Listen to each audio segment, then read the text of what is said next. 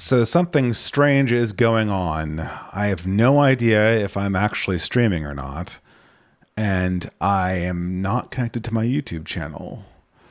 So this is an awkward thing.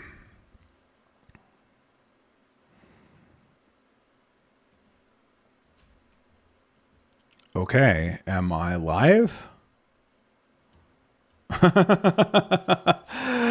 Okay, I guess I am. I need some people. Yeah, I guess it finally is working. I had to reset my streaming software, but I will cut all of this out. I apologize. I think you can hear me now. People are going to have to say you hear me because that was the main problem. I got a new microphone and amplifier that people say is better, but okay. All right, guys. So sorry for the false start. I would like to give some chance for people to filter in, considering we don't have the intro here anymore. But I don't know. Does it really even matter? I probably should just start and then whatever. No, I'll read your super chat, man. I have the super chats on Google. So don't worry about that. I'm just trying to figure out a place where I can actually begin the podcast because I don't want to go through the 3-minute intro anymore because that's just kind of silly. But no one lost their... I know there was one super chat there. I have it here. So you're not going to lose that.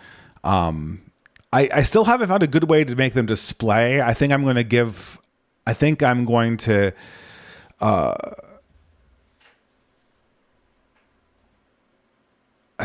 try to rearrange it. Oh, come on. Oh, maybe I did lose it. I'm sorry. There was a super chat that I did lose. Okay, I'm sorry. Yeah, I'm sorry.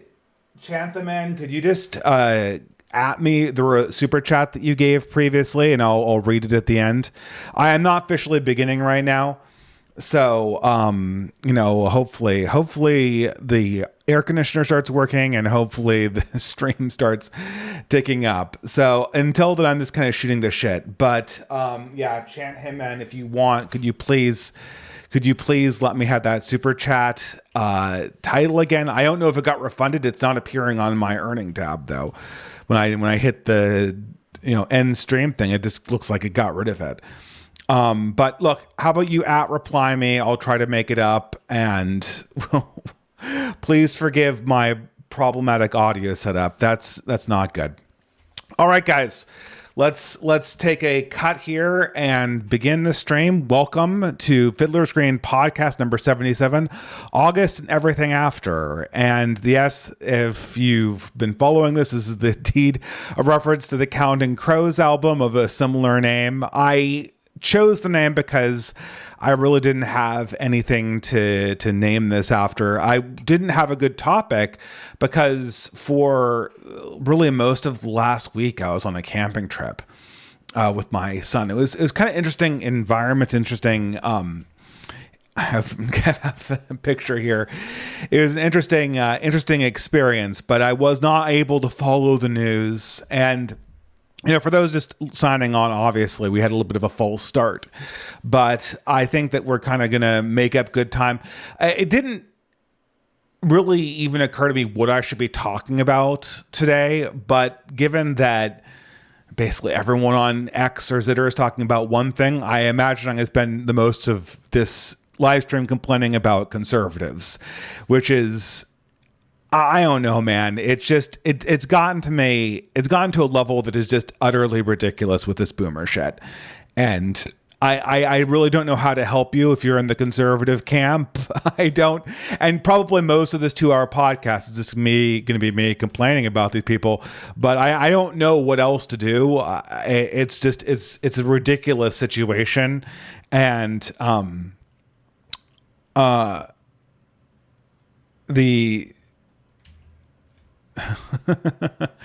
it's a ridiculous situation, and we're gonna have to review it, guys.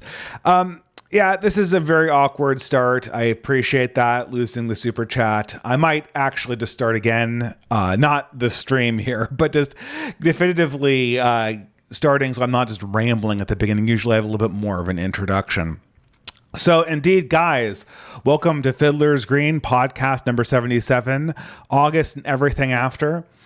And as I say before, the reason why I named this podcast after a Counting Crows album, a very good Counting Crows album, mind you, is that I had nothing really to talk about at this time. I felt that I'd really exhausted the issues and I was just reaching for something out of the hat. But indeed, it appears that we are going to be talking about something, and something that I already talk a lot about, and we'll review it in turn. Now, most of the reason why I did not have a topic prepared, or I wasn't really on top of my essay writing, I think I'm 1 or 2 essays behind on what should be on the Substack right now.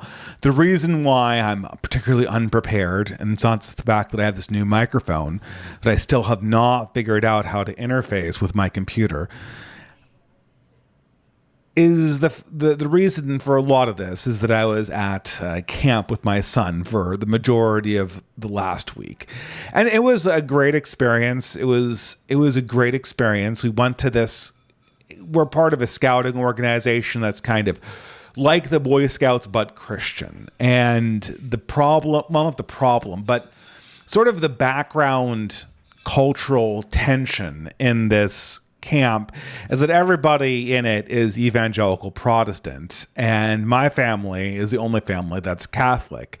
And not only that, they're all from a specific kind of charismatic church that, at least for my money, is just it just strikes me as every stereotype about modern evangelicals. You know, the kind of soft, winsome talk, you know, the waving of the hands when the prayers start, all that stuff. The references to the Bible, regardless of trying to reach deeper into it, and kind of an interesting reach across a class divide, because, you know, my family is kind of a more educated professional class, and I think, you know, people in this group are very professional, but I think that they're much more in practical industries. I'll say that. And so, you know, there's always a little bit of a tension with these things, but me and my son do this camp. It's a lot of fun. I am very unprepared for it. I've done camping with my son before, but I've always camped out of the supplies that I had when I was young, they're all backpacking supplies, right? They're all backpacking supplies, very lightweight stuff, very minimalistic materials. They're all 15, 20 years old, and everyone else is like turbo prepared. They've got pickup trucks. They've got tents the size of like small condos or whatever. And, you know, I'm just doing everything on the cheap, everything using the student supplies. And, you know, the uniform changes are a lot harder.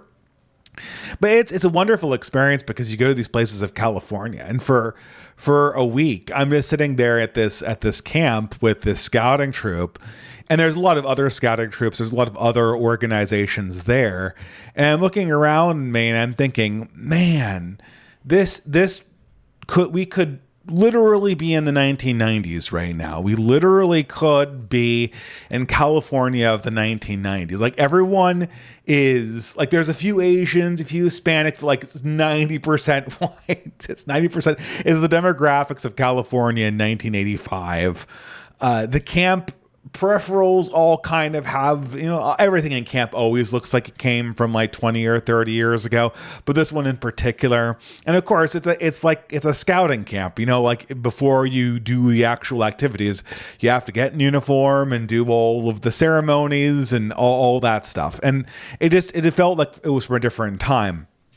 But and of course, one of the big directives, they're like, oh, don't bring your cell phones, be present 100% of the time. And I was very good at doing that.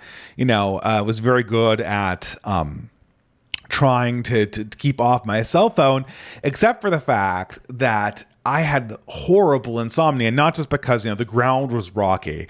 And while everyone else has like nice foam paddings because they're car camping, I had the little dinky inflatable thing that you have in the backpack camping thing. So I have that. In addition to that, it's like sweltering hot. This is California. It's like in Trinity County somewhere. And it must be in like outside it's like 85 degrees at night, but inside the tent it's like 100 or something because I have the flaps on. And before I just give up and kind of like open the flaps and don't worry about the rain, I'm just sweltering there. And finally I give into temptation and look at the phone, just to try to get myself to fall asleep, because I just sitting there, at this horrible heat wave. And the first thing, there's two things that pop up in my feed after like 2 days of not being online at all.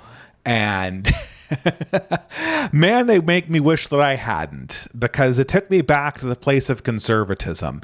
Just as this camp that I was at was in sort of this California of the 1990s, the news events seem to be largely feature people whose brain hasn't updated since the 1990s, and we're still in that world, I guess, right? And I probably should comment a little bit on the camping experience. I think it's a good callback to everything that once was. But you always have just like little reminders that you're not in the 1990s. For instance, we did like this boating trip, which involved a drive. And on the way to and there, we had to drive a fair bit out from the actual camp where we did the more minor activities to go on the extended boating trip. And on the way back, we're like, oh, well, let's just, we did a good job. We've been in the water for, 5 hours or whatever. Let's get us and the kids. We have a carpool, obviously. Let's get us and the kids a treat at some kind of like cheap fast food place. And everyone, like visibly, everybody. There's like 3 groups of dads here, and we were on a camping trip. We're eating out of minimalistic stuff, cooking on the little stovetops we have, roughing it. And now on the 3rd or 4th day, we're going in an extended, pretty arduous for 6-year-olds trip. And we want to have a treat for the boys because they did a good job. And when we pull into the fast food place, you can see all the dads are kind of looking at going, oh, this could be expensive. I better watch what I order. Everyone, there's this moment of hesitation, right? It is very visible. It's something that's on everybody's mind. And it's just all these little reminders. When my family was traveling in the actual 90s, pulling into a fast food restaurant wasn't something that made you kind of wince a little bit, wondering if you were going to exceed your family's eating out budget for the month. That didn't happen, I don't think. That wasn't something that ran through our minds. And now, visibly, I can see it on every dad's face that, look, they could obviously afford it. I could afford it. But that was a calculation that was going through. Everyone was on a very tight budget. And that was kind of the background for everything we were doing at this camp, or at least not everything. I mean, we were doing shooting BB guns and, hiking on trails and doing zip lines and all the typical camp stuff and fishing and swimming and boating and whatever. But whenever you walked out of that area, the kind of crushing nature of America in 2026 confronted you. So, this brings me back to what did I, the first thing I noticed when I get back online, the first story is the Rod Dreher interview with Jeremy Boring, which is, this is somebody. I have too much to say about Rod Dreher, and by the time I'm doing this podcast, I had to postpone my podcast from last week because I didn't even have internet connection for the most part. But I have too much to say about it. I know that Jay Burden's done it. I know that R.N. McIntyre has commented on this interview. But it is phenomenal that this person still has an audience and that this perspective still exists to a large degree. And what is Rod Dreher's talk with Jeremy Boring? Now, Jeremy Boring was one of the people on the board of the Daily Wire, I believe. Yeah, he was, right? And So he's having Rod Dreher over, who's recently come back from Hungary, because as everyone remembers, when we last left Rod Dreher, he had moved out of America and gone to Hungary to work for the Budapest Institute because he was being directly funded by Viktor Orban's government. Well, now Viktor Orban's government is out and Rod Dreher has to come back to DC. So for the last year, since he's been ostensibly out of a job, he's been running this strange beat on the radical right and ringing the alarm bells on the radical right. And it is just, I could go through it. It's something you have to kind of see to believe. When Aaron McIntyre and Jay Burden reviewed this, they actually went through the video and watched all of Rod Dreher's hysterical pronouncements on how horrible the right wing is. It's terrible. Like, they've resorted to white identity politics, guys. This is Weimar, man. And the centerpiece of this was this. I can't use hysterical or pearl clutchy enough when I talk about Rod Dreher. So forgive the vocabulary kind of being stunted at this moment. But Rod Dreher's story revolves around his investigation into the staffing of both, the new Trump, or the not so new Trump administration, the Trump administration, and a variety of conservative organizations. And he finds, to his shock, that 50% of them are the dreaded groypers that he's heard so much about. And of course, because this is Rod Dreher, we can't have any honest accounting of what these people believe. He doesn't talk to groypers. He talked to me once, in which he learned absolutely nothing and listened exactly 0% of the time, all while grilling me on what I was doing to, save conservatism, which, I did this as a side hustle, Rod. I work 50 hours a week as a professional. This is a side hobby. I struggle to get an essay or two out a month. I do 2 podcasts a month when I don't have a camping trip I'm going on, or if I'm not otherwise obligated by my wagey job. This is all I do. But no, it's my job to save conservatism. But Rod Dreher doesn't talk to groypers or talk to anyone on the right. He just kind of asks around the rumor mill. He talks to his Uber driver, and he asks, like, what do the groypers really want? And of course, he fastens on the most hysterical, over-the-top dramatic answer. And somebody tells him, and he just writes this down in his memory and repeats it in all of the interviews: Rod, groypers don't want anything. They just want to watch the world burn. They're like the Joker. They're just NPCs. They go around, torturing puppies and pulling wings off flies and harassing conservative journalists. And, Jeremy Bourne, oh yeah, Rod, that's it. This is, the groypers are just total sociopaths that are reacting to nothing. They want to blame their problems on externalized sources. They're abandoning individualism.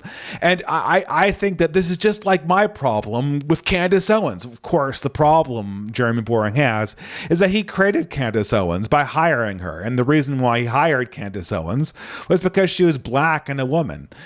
So the reason why he has his woke right conspiracy problem with Candace Owens is that Jeremy Boring created, but they have this big cope session for, I don't know, it's like an hour and a half, 2 hours. I shouldn't criticize people for going long on podcasts, but there's absolutely nothing that isn't just a hang-wringing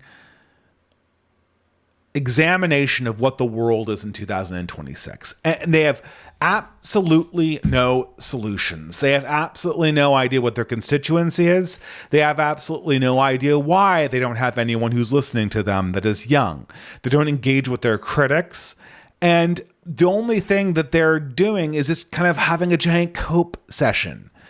And I don't know. I mean, Aaron and Jay Burden got to this kill a while ago. And this is the quintessential picture of the beautiful losers, the Sam Francis book. Conservatives, all they want to do is sit around, and they have the picture here, but you can imagine it.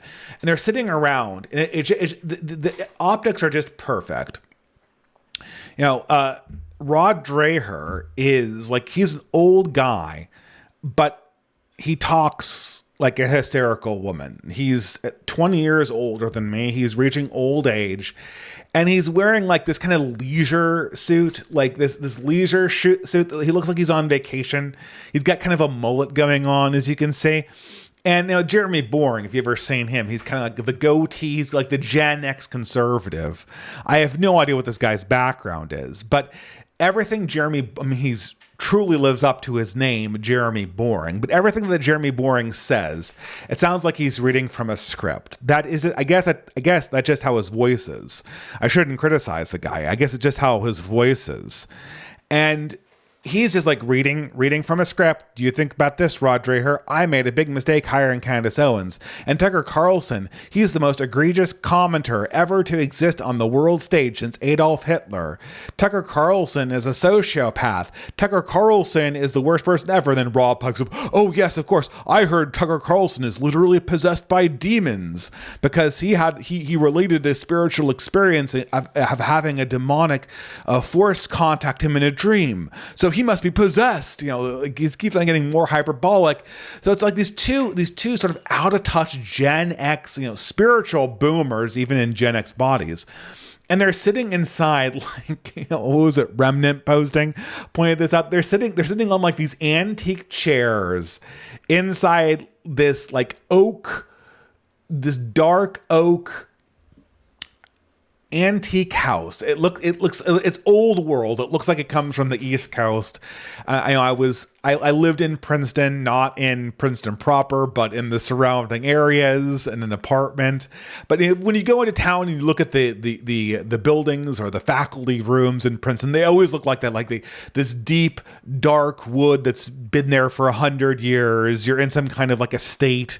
The shelves are lined with books behind you that are all just like leather bound and very artfully arranged, and it's designed to give you this idea that you're in this kind of adult conversation, and you're in this adult conversation. They're telling themselves just so stories about how all their political enemies are hired by demons, and how their own DEI hires are destroying the world, and how no one was able to make conservatism work, even though they were the ones that were in charge of writing checks to Conservative Incorporated. And so, it just gets worse and worse because they never bottom out on what the actual problem is. They want to have an anti-racism, anti-white identity politics witch hunt inside Conservative Incorporated. That's what all of this is going to.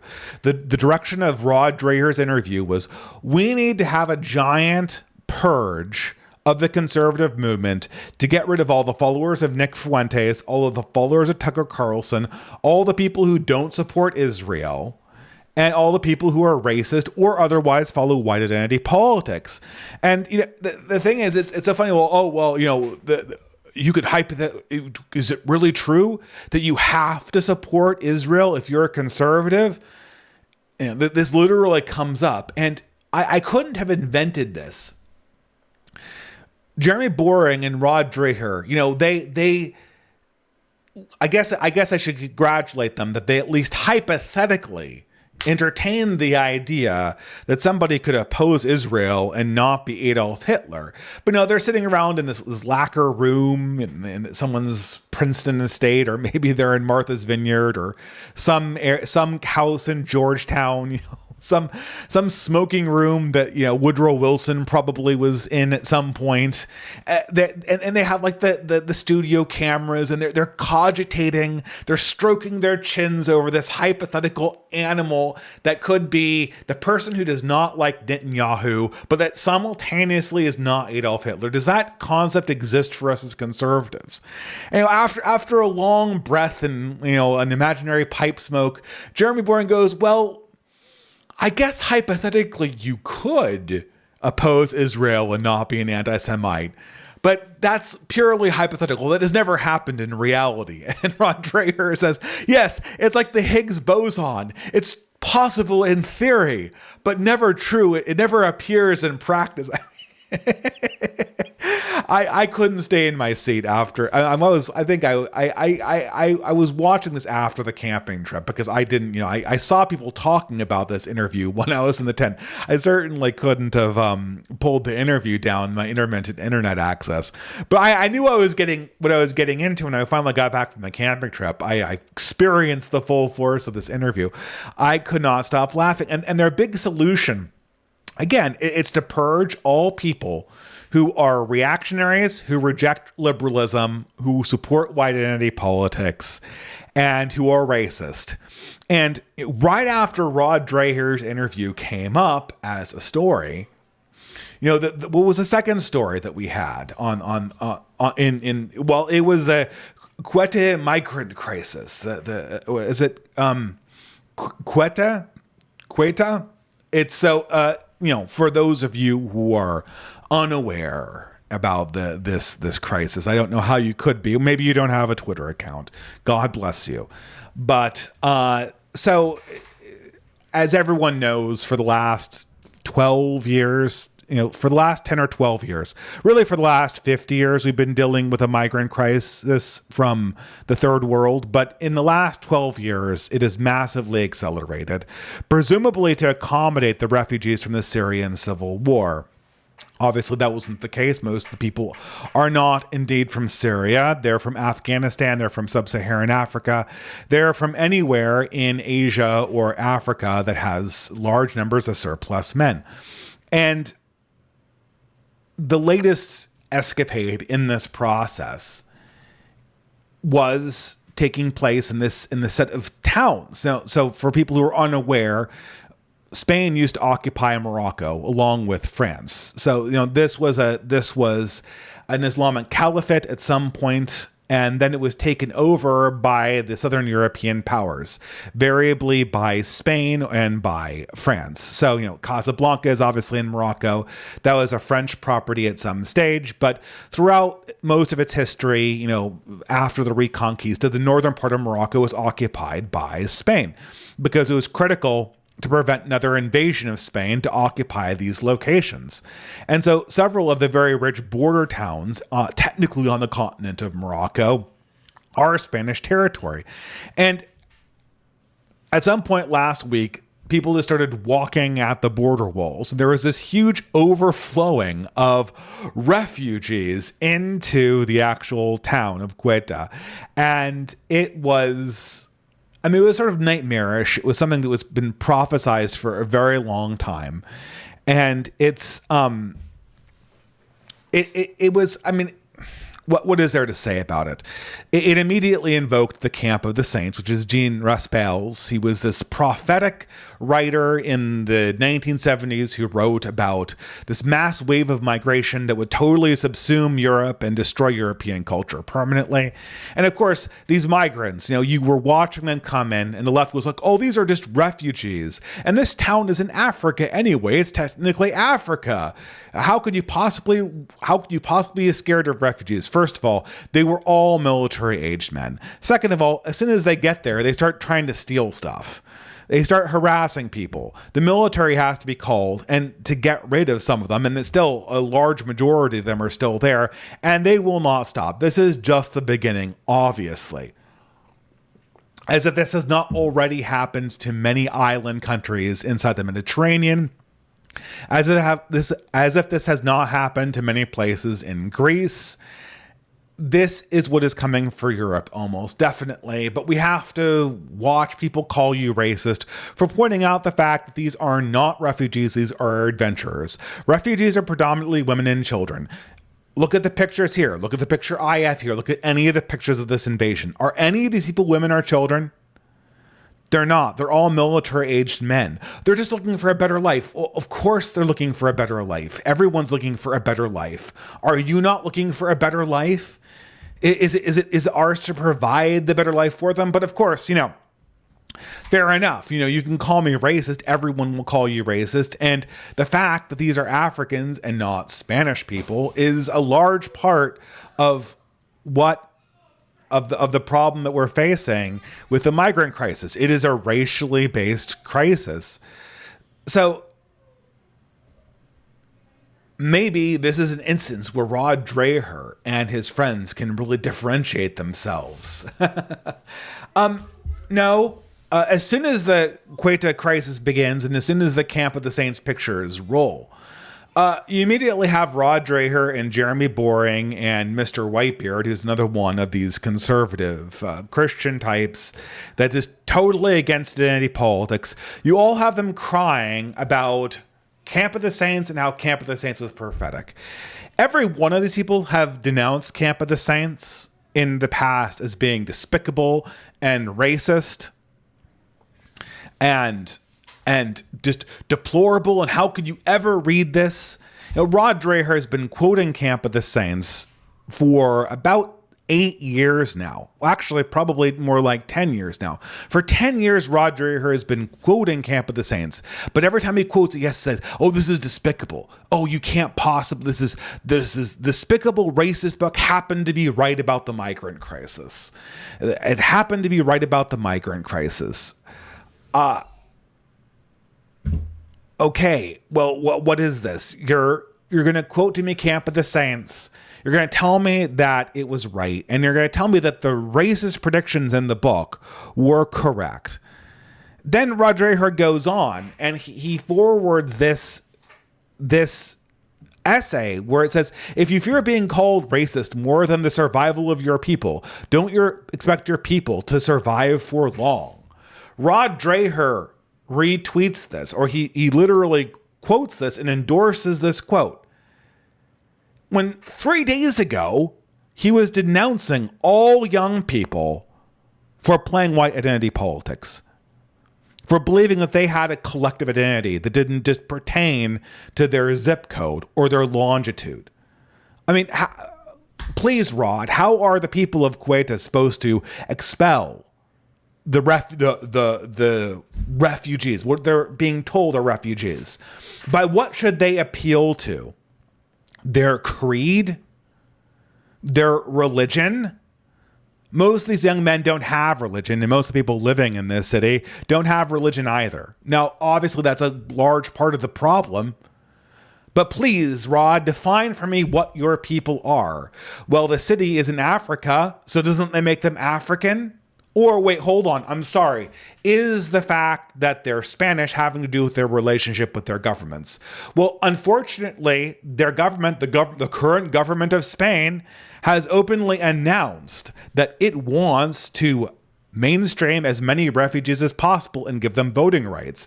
A radical leftist government is in power, or has come to power in Spain right now. And throughout most of their communication, they have broadcast the fact that they are open for migrants and that they see the replacement of the native Spanish by newcomers as being a political good. Multiple politicians have said this inside of Spain. Oh, so that's what defines my people. It's the relationship to this government that says I should be replaced. And I can't check the creed of the people who are coming through this border. Oh, hey guys, hey, Mr. Adventurer. I would say Moroccan, but they're probably not from Morocco. I would say African, but they might not even be African. And what does African even mean? These people are people who come to Morocco specifically for the chance to sneak into a European location so that they can apply for refugee status. I mean, all I can say is like mystery brown people. Yeah. So please take this test in whatever language you can, and then explain to me why you value European values, even though no one in the European continent can even define European values. Obviously, what defines your people in this context is something that we would call race. It would be a much vaguer notion of race in the sense that it doesn't have firm biological boundaries. There are gray areas. It's much more specific than broadly white. People mean Spanish. But anytime you talk about your people, and you're not talking about a thick religious ethnic community, you are implicitly talking about race. So race is all these people have, and these people will not survive. So what is it, Rod? Are you then down for Camp of the Saints destroying Europe? Oh, of course not. Of course not. But I'll call you racist if you try to do anything about it. I'll call you racist. I'll call you anti-Semitic. That's another thing, right? That the biggest problem with this invasion from Rod and his friends, a huge problem with this invasion of Kuwait, a huge problem with this entire migrant crisis is we somehow have this idea that our Zionist Jewish friends don't really have our back on this one. They don't really have our back on this one. They're kind of an antagonistic, subversive force. And belief in this is anti-Semitism, and not even like the acceptable form of anti-Semitism where you just disagree with Netanyahu. I mean, disagree with Netanyahu is like, Diet Pepsi anti-Semitism, implying that Zionist aligned political voices operating in the West don't really have an interest in preserving Europe's heritage ethnically. That's like turbo anti-Semitism. That's like, I'm literally Hitler by implying it. But it's not just me. I don't know what to say to this. I mean, I have the screenshots here or something. I'm getting back from camp. I'm looking through my Twitter feed, and I had to screenshot these things to believe it. I had to screenshot. I mean, there's 5 tweets here. I saw more. I had to screenshot this to believe it. I could not believe my eyes. Every account that had an Israel flag in their bios was dunking on the fact that Spain was in the process of being invaded by Muslims. And in their mind, I guess I kind of see where they're coming from. I mean, let me try to be charitable, okay? Let me try to be charitable. They're like, there's a leftist. They're thinking these Zionist influencers. I mean, these are not small people. Like, I know who Max Abrams is. Like, I've dealt with these accounts before. I've seen these guys on my timeline before, and not just now. They're thinking something along the lines of this: the Spanish government does not currently support Zionism and counter-signals Zionists. The Spanish government, the same Spanish government that wants to replace its own people, is counter-signaling Benjamin Netanyahu's wars because they're leftists, and so they support the Palestinians.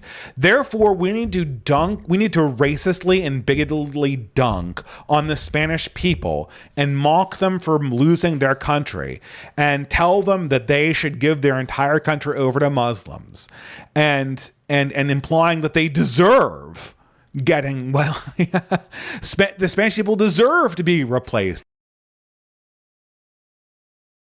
About the invasion of Spain. What are these people thinking? It's like the Rod Dreher situation. I literally don't know what these people are thinking. How do they want me to react to this? I have there is a ex user, Peg.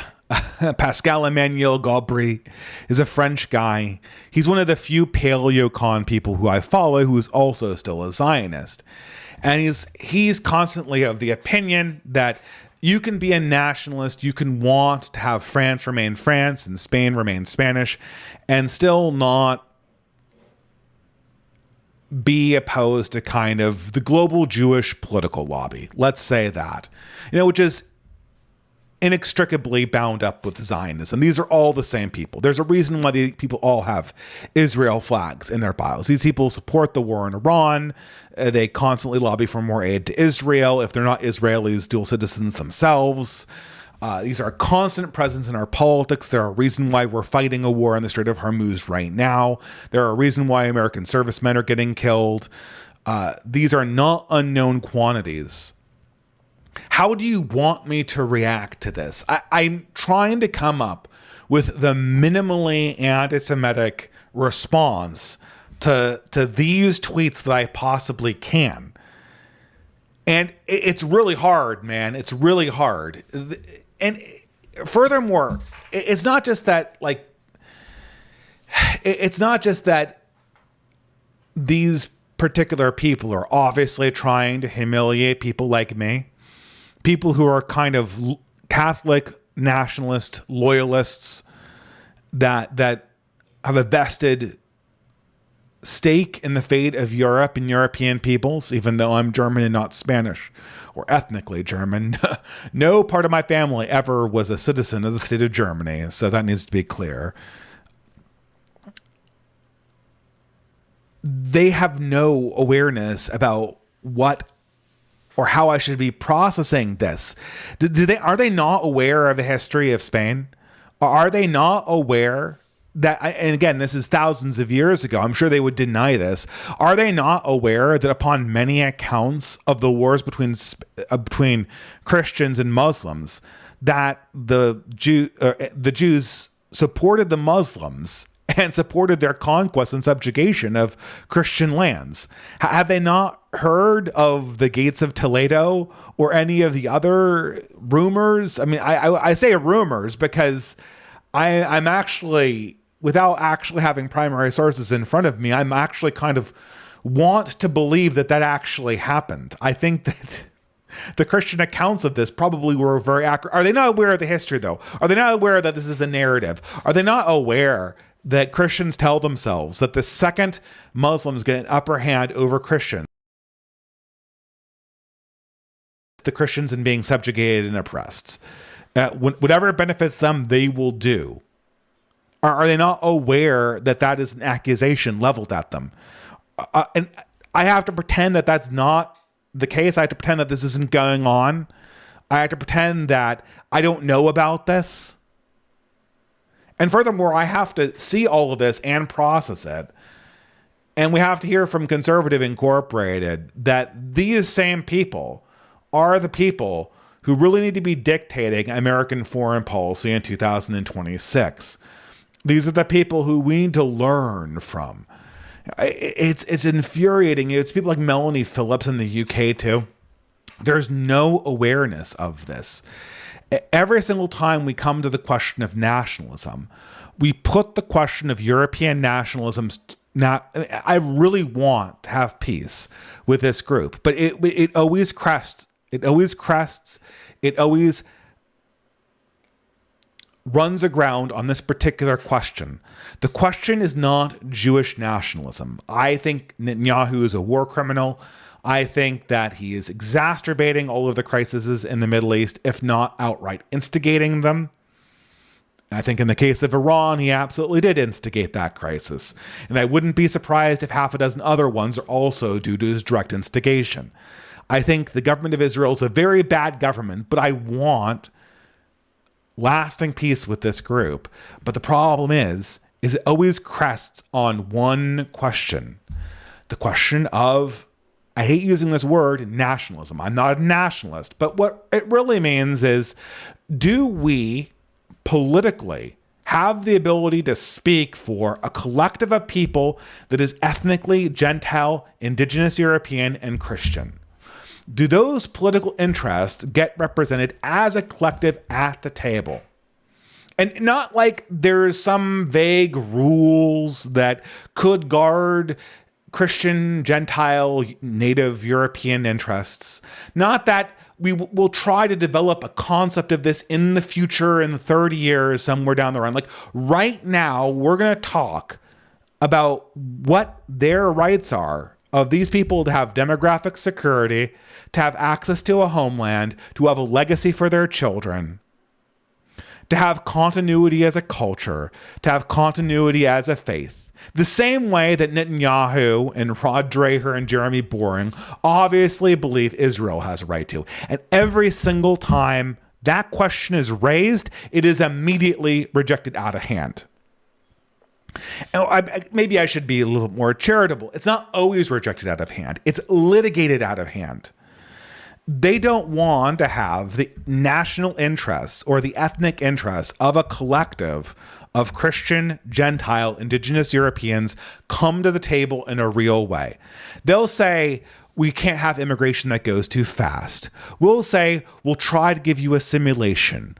We'll say, hypothetically, I could imagine there being a non-racist, legitimate form of European identity.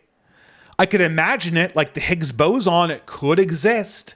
It could, like hypothetically, Spanish identity could exist. It's like the Higgs boson. Like it's probably true, but it'll take us like 50 years to develop it. So in the meantime, the real task is for us to sit down, shut up, and not be anti-Semitic and not notice this.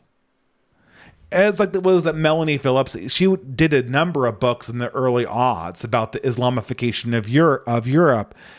She was one of the original counter jihad people. I remember that. I was reading that sphere a while back.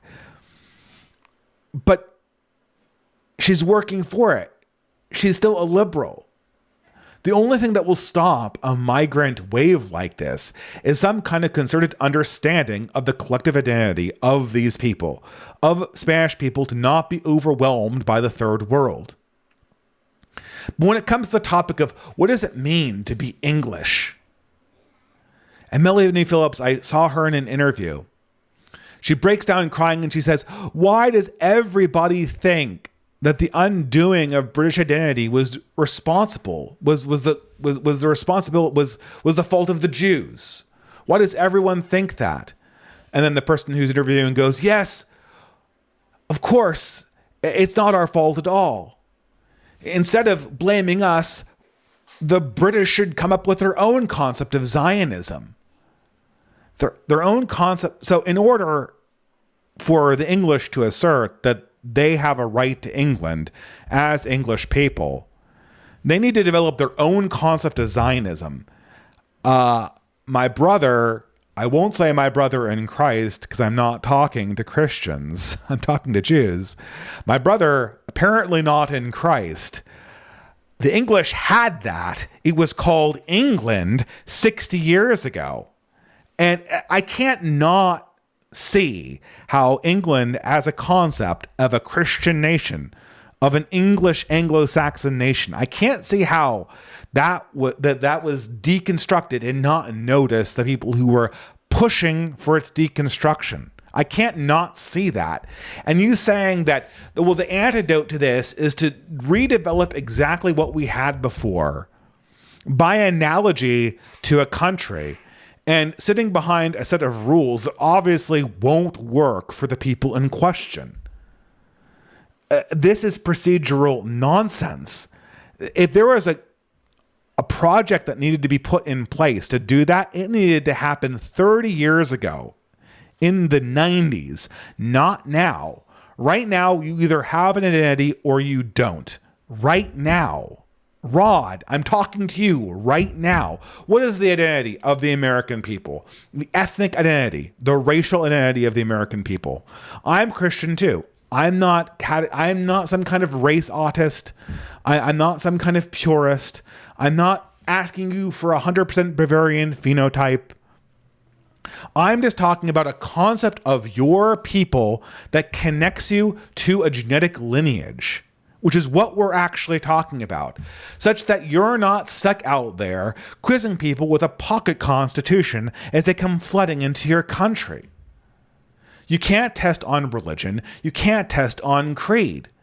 And we know what divides people. None of these people are going to assimilate into a country that is radically demographically transitioning itself. It's embarrassing. It's embarrassing. And I thought that this is sort of the end of it. You know, why did I think that this was the end of it with the conservatives? It's never the end of it. I literally don't know what to say about this. We had to get even more retarded than the Quetta migrant crisis. We had to go back The same people, mind you, the same sort of Jeremy Boring, Daily Wire, neoconservative types, had to resurrect the question of the Panda Express burrito. Okay, so what is the background of this? So it is 2026. It is current year. And as everyone knows, this is a even numbered year. So there is an election, and it's not a presidential election. So ipso facto, it must be a midterm election. So the midterms are coming up. Now, here's a problem. Here is the big problem for our conservative faction right now. The problem is that if you were to look at the first 3 months of the Trump administration, it looked like he was actually trying to change the regime of the United States, getting rid of enemy programs, building his own programs, moving blocks around, actually enforcing immigration policy, building allied coalitions and destroying enemy ones. It looked like he was doing that. And then the summer happened, and then the war happened. Now what we have is an inflation problem that was already pretty bad, and it is being massively exacerbated by, I hesitate to say Trump's war, because as I implied before, this was obviously instigated by our very favorite country in the Middle East. Obviously, this is Netanyahu's war. I respectfully will not call it an Israeli war, because to leave the door open for peace. But this war is not in the interest of the United States. It is in the interest of Israel, and it's being done on the behalf and for the political benefit of Benjamin Netanyahu and the Likud party. That is what is going on. And because of that, the already existing inflation that was baked into our system based on decades of money printing and irresponsible management of the economy is hitting hard again. Now, this is a problem for our good friends on the Conservative Coalition, because our good friends on the Conservative Coalition are plan trusters. They want to tell us that now that Trump is in office, everything is good. It's not good. I don't know how to say this. The economy is not good. The job market is terrible. The job market is abysmal. The shifts in technology have displaced more people than they're rehiring, obviously. Regardless of any of the other malign impacts that are on the horizon from this stuff, it is in the short term creating a huge problem with getting people employed. We're importing millions upon millions of H-1Bs, which Trump has still not stopped. And on top of that, he fomented an energy crisis, which is driving inflation. So the conservative solution to this is to tell people that they shouldn't believe their own lying eyes. A bunch of conservatives go and talk to college students, young white males. These are their constituencies. This is when the 2024 election happened, the Democrats were genuinely afraid because they realized that they could permanently use young white men, which is a huge disaster for them. Obviously, white men as a group always go conservative, or typically in the last few hundred years, they go conservative. And so that's not, the Democrats consider that to be more or less a wash. The problem that they're experiencing is now categorically they're losing young white men across the board. Or at least they were in 2024. At least they were. They're losing. Actually, I think they lost in 2024. I think they lost young men across the board. And the Democrats are genuinely afraid of that. They genuinely saw, holy shit, we could have just locked ourselves out of a whole generation of people who were getting active in politics. We could have missed the boat on this.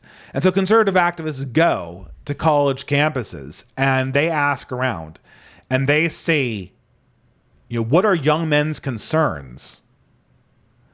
And the young men say, man, burritos shouldn't cost $20. Burritos couldn't cost $20. And what you have fall out from this is every single day, other than Matt Walsh, which needs to be said here. Matt Walsh is on the right side of this. And matter of fact, he's the one that kind of started this, saying that this is a legitimate complaint.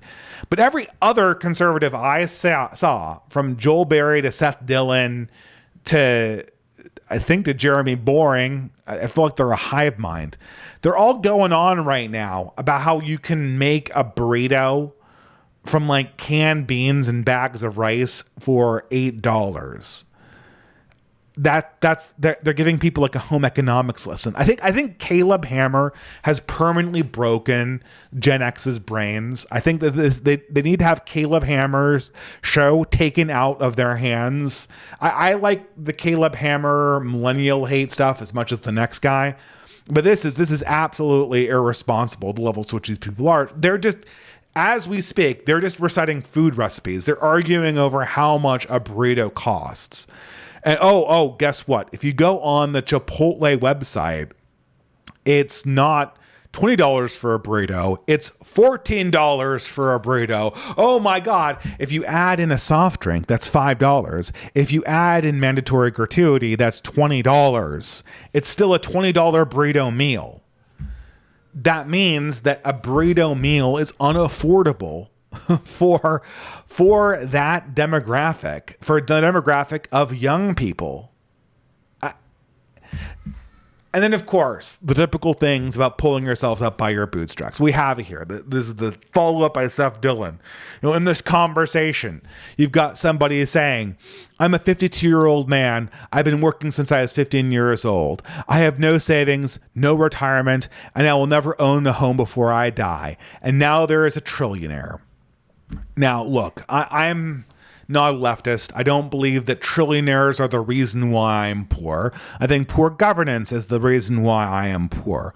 Now, maybe there's a connection between that in terms of scalability of the economies. As capital becomes more liberated and scaled up, trillionaires become possible, and that is a vector of bad governance. But I'm not some kind of kindergarten brain DSA person that thinks that the reason why I can't afford a home is because the trillionaire has it all tied up in big Scrooge McBag money bags in his money bin and swims in it, or whatever people think.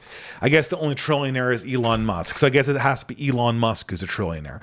I know it's not even all liquid, but for whatever the idiotic thing is, however idiotic the DSA tweet is, and like I genuinely feel for this guy, right? Like I genuinely feel for, there are a lot of guys, I don't know about 52 years old, but there are a lot of people who are my age, which is about 10 or so years younger than that. There are a lot of people my age who are finding themselves in just this position.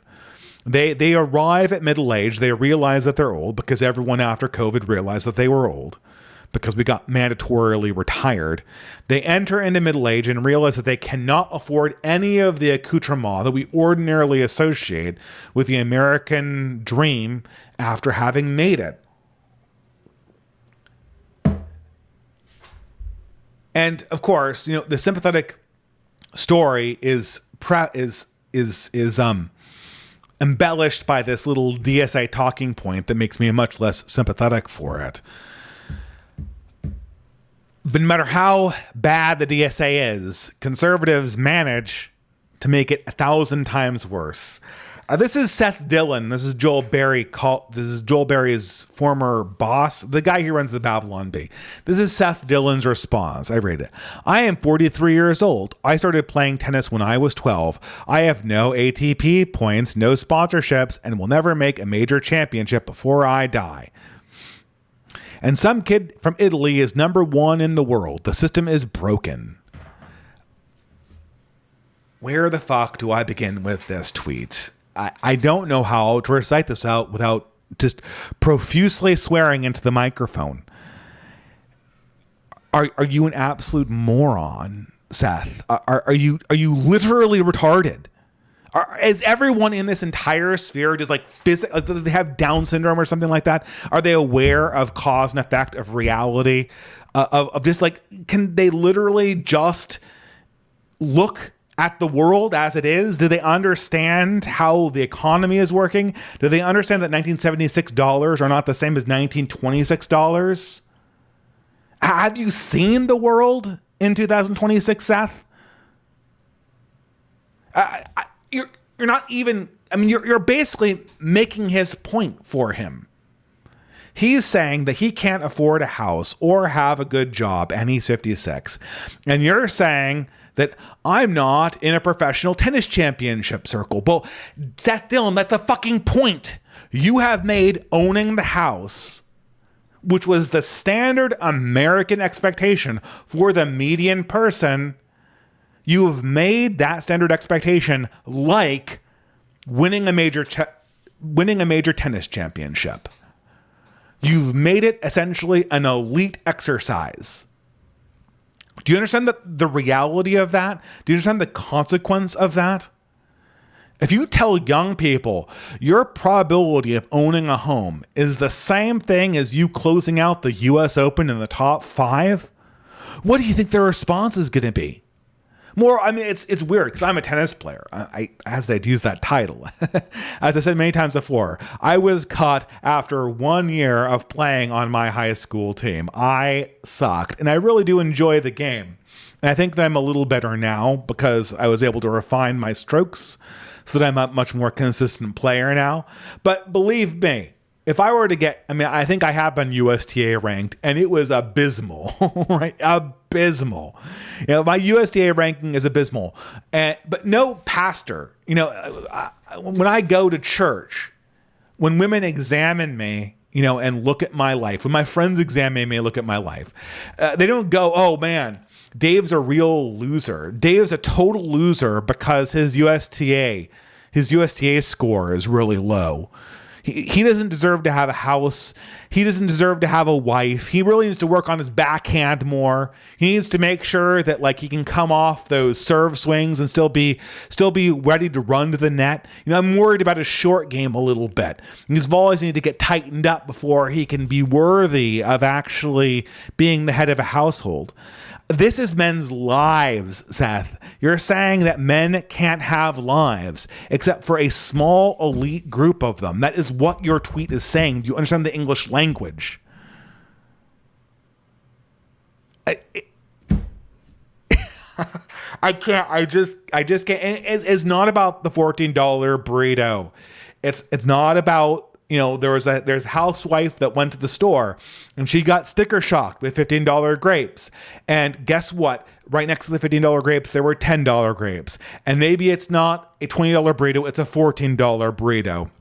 We have people explaining the fact that the financial crisis is ongoing. That this is a result of decades of money printing problems. And there's no way that we can fix it. That's not exactly true. But I'm not trying to fix it, Seth. I'm not trying to fix it, Mr. Lindsay. I'm not trying to fix it, Gummy. I'm trying to tell the truth about reality as we see it. Before we even start talking about how to fix this, or who's the right person to fix this, or who's going to win, we have to establish who is in contact with reality. You're trying to lie about what people can see straight in front of their faces so that you can win a midterm election. How do you think that's going to work? Do you think that this is a winning midterm election? Stop being poor. You think that this is a winning midterm election strategy in this present world that we occupy? Seth, Joel Berry, James Lindsay, Rod Dreher, stop being poor is the winning strategy you're going for. Pull yourself up by your bootstraps. This is what you're going to tell the housewife who's sticker shocking on $18 grapes. There's no understanding of how the psychology of decline works. We could talk about how we got here. Again, it's not one person. It's not imminently. I mean, first of all, immediately, it kind of is. I mean, a majority of the inflation that's already built in is due to out of control entitlement spendings, our deep state and a variety of decisions that we made in the 1990s and 80s to expand the civil rights welfare state, for lack of a better word. And it has been totally impossible for any conservatives to dismantle that. And even the stuff that Trump was doing at the beginning of his term with the whole Doge thing, with the attacks on USAID, that didn't even scratch the surface of this problem. So indeed, a certain amount of inflation is baked into the system. But I bet about 20% of it is literally the fact that energy prices are skyrocketing because we decided to fight a war against Iran.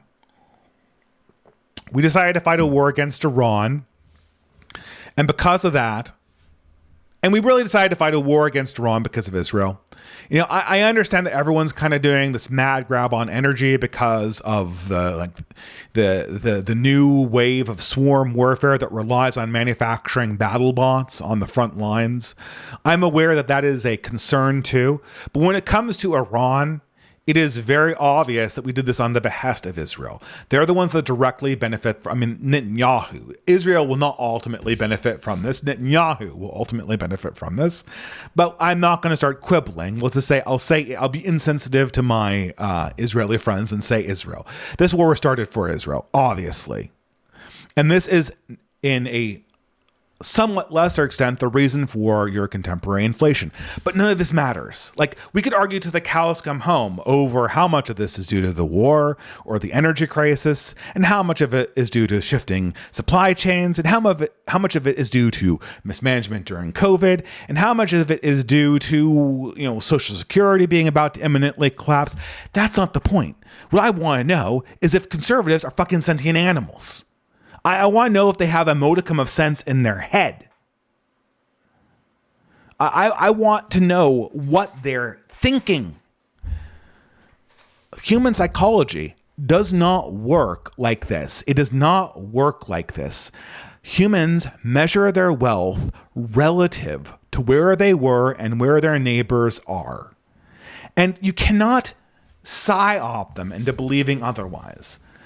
They're not going to remember they're not going to remember some kind of chart that shows the GDP going up and then coming out with a bunch of tables that show that GDP is highly correlated with other good outcomes. Not that is at all real. And if you said that to me, I would slap your hand and we'd go through a statistics lesson again. Just because something is highly correlated with a result, that does not end the conversation. The problem we're dealing with right now is the fact that people are sticker shocking on their basic goods. The dollar has lost half, 2/3 of its purchasing power since I was born. Probably more than that. I've seen some estimates say it's lost 3/4 of its purchasing power. That means my salary is effectively a half of what it actually is when it comes to real purchasing power, which would make me a poor person, not a poor person, but like a lower middle class person by the measurements of 1990s. But even that's not the real problem. Adjusting for inflation accurately and not using consumer price indexes that rely on monitors and TVs and peripheral consumer products to kind of weigh the dollar down. The fact of the matter is, it's just a matter of understanding where you are in this social sphere. I'm not going to forget the time during camp when we're coming back from boating and fishing, and everyone had to ask, could I afford the McDonald's? Could I afford it? Is this going to bust our family budget? No one thought that way in the 1990s. Nobody thought that way in the 1990s. And furthermore, for the $20 burrito, it's the same story. Whether they cost $14 or $19 or $17 with the gratuity or $6.99 or whatever, this is the reality. When I was in college, getting a burrito fairly regularly was something that was well within the budget of an ordinary college student. It was a responsible indulgence. Now it is not. That cuts off avenues from people. What is it? You could go and you could be like, oh, hey, you want to grab a burrito after class? And it was a social excursion. It was a way to feel like you were participating in public life. Let's go and build our own burritos out of refrigerated tortillas and like 3-month-old refried beans and like frozen beef that you defrost in the microwave. That's not the same experience. It's not the same experience. You don't feel the same way. When you got the burrito from Chipotle, you felt like you were part of an ascendant class. You were somebody who was in the middle of society, who was enjoying a luxury that people that in first world countries get to enjoy, which is cheap restaurant food. That is a luxury that middle class people can afford. You can go to McDonald's, you can go to Chipotle and get a very decent meal and it won't bust your budget. That was something that the American middle class thought they had. They thought they had that. Now they don't. Now they don't have that. Just like they don't have the expectation of having a house. Just like they no longer have the expectation that they can support a family on one income. They no longer have that. And to shift this over, women are even more sensitive to this. Sure, you're the reason why you're sticker shocking on grapes costing $18 is that you're shopping at Nugget or Whole Foods or do they even have Nugget outside of California? I don't know. It's basically Whole Foods, but Californian, right? And it's better, and it's also expensive. The problem is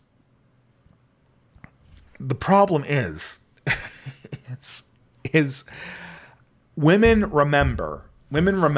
So they get a salary and, when they first, let's just say for this, they get their girl boss job.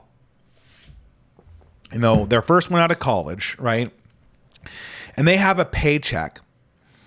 And then they go and they have all this money and they say, well, I have all this money. I'm a woman. I appreciate the finer things in life. I'm going to treat myself by buying the best ingredients for myself. And this is back in the early aughts. People are wondering why we're all shopping at Whole Foods. Well, the reason why we're shopping at Whole Foods, for the most part, if you're a millennial, is there was this guy called Michael Pollan, among many others, who wrote this book called The Omnivore's Dilemma. It was this whole thing in the aughties. This whole thing in the aughties was they read this book called The Omnivore's Dilemma. And this book basically convinced people en masse. It was really bizarre. It convinced people that luxury, high quality food was a social and moral necessity. Now, of course, this is just like catnip for women. Women would want nothing more than to believe that their consumption of high quality food and their use of expensive self-care products is somehow like both a moral necessity, like the gods will kill them if I don't put the absolute best cream on my skin. I can see Roman women saying this. Like I can see Roman women in Jesus' time saying this. Like if I do not have the right oils for my hair, then Juno will strike me dead for being an irresponsible mother. Right?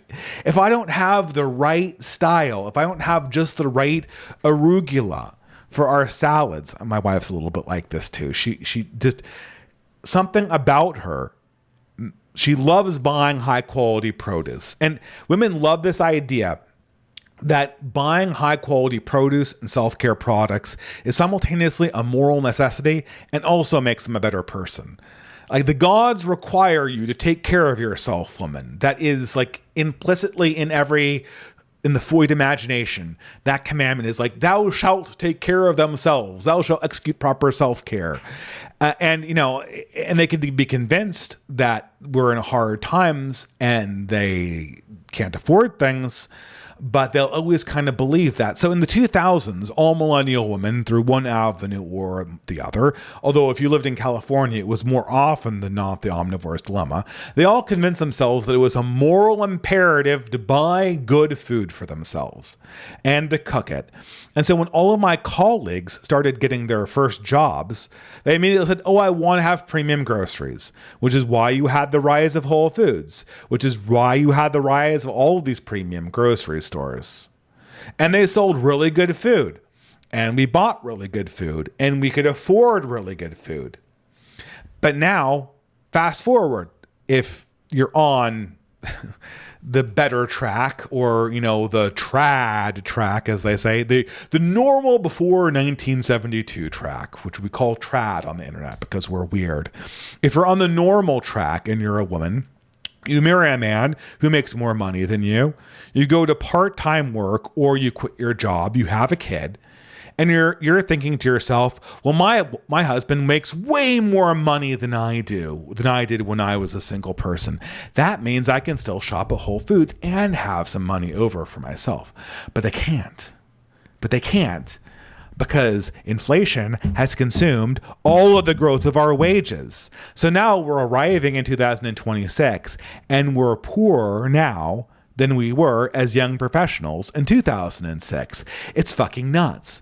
And women are not going to forget that. They're not going to forget when they were going to buy grapes for their children's lunch, and they could not afford them. They could not afford them without busting the budget, without taking money out of a different envelope, without having a difficult conversation to the husband, without going into credit card debt, God forbid. They could not buy those grapes. They had to put them down. My children aren't worth the Whole Food grapes anymore. I have to buy a substandard grapes, or they just don't get grapes at all. Wait a minute. I had grapes when I was a single professional. What happened? I had grapes in my lunch. The best grapes you could buy. My mother bought them for me and put them in my lunch when I was 5 years old. What happened?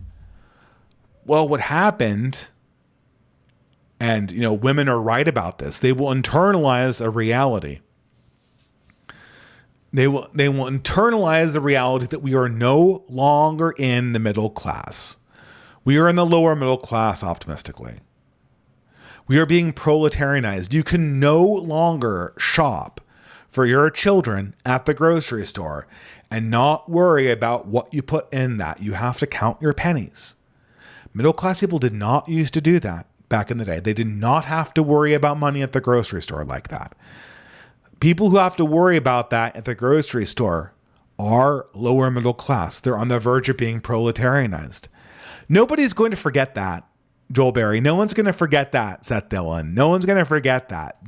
You are being downgraded in terms of class. You are not going to sweep that under the rug. Because everyone's thinking about this. Everyone's thinking about this. This is an old as dirt meme. Homer Simpson.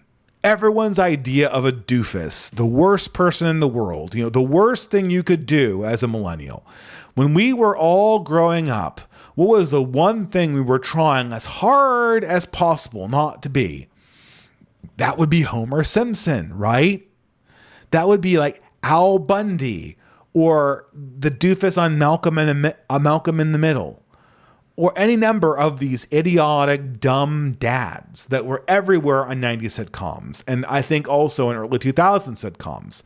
These people were dumb. They had blue-collar jobs. They weren't college educated. Homer Simpson works in a nuclear power plant, doesn't have a college education, doesn't even have a high school diploma. He's a blue-collar worker, has 2 pets, 3 kids, 2 cars, and a house in the suburbs. And the suburbs is not crime-ridden. They do jokes about that. Al Bundy from that horrible show Married with Children. Man, my parents hated that show. Even the commercials for that show caused my parents to kind of recoil in horror at this depiction of American life. It was so low class. These people are so low class. How they're taking the worst of white America and they're presenting it to you like it is something that might actually be your life. And maybe if you're not really careful, you'll be just like Al Bundy. Well, let me say, Al Bundy is a shoe salesman with a high school diploma. He is married with 2 kids and a house and 2 cars. I could just keep on going. Well, it was the inside joke. I know that it's Hollywood, right? I know that it was Hollywood. And well, it's not Hollywood. It's Madison Avenue. Who was making these shows? It was someone either in New York or LA who was producing these. Miller Boyett Productions. Simpsons was from the Tracy Ullman Show, which makes me believe it was a New York production, but it could have been LA. Whatever. This is a pattern. Like, were all these people rich? Was that the joke? I know that Kevin McAllister from Home Alone was rich. Like, I know that, he lived in this gigantic mansion house. He had 5 brothers and sisters. But at the same time, I was aware when I saw the McAllisters that I was looking at a very upper class person, and that they signaled this, right? Like the mother was a working mother.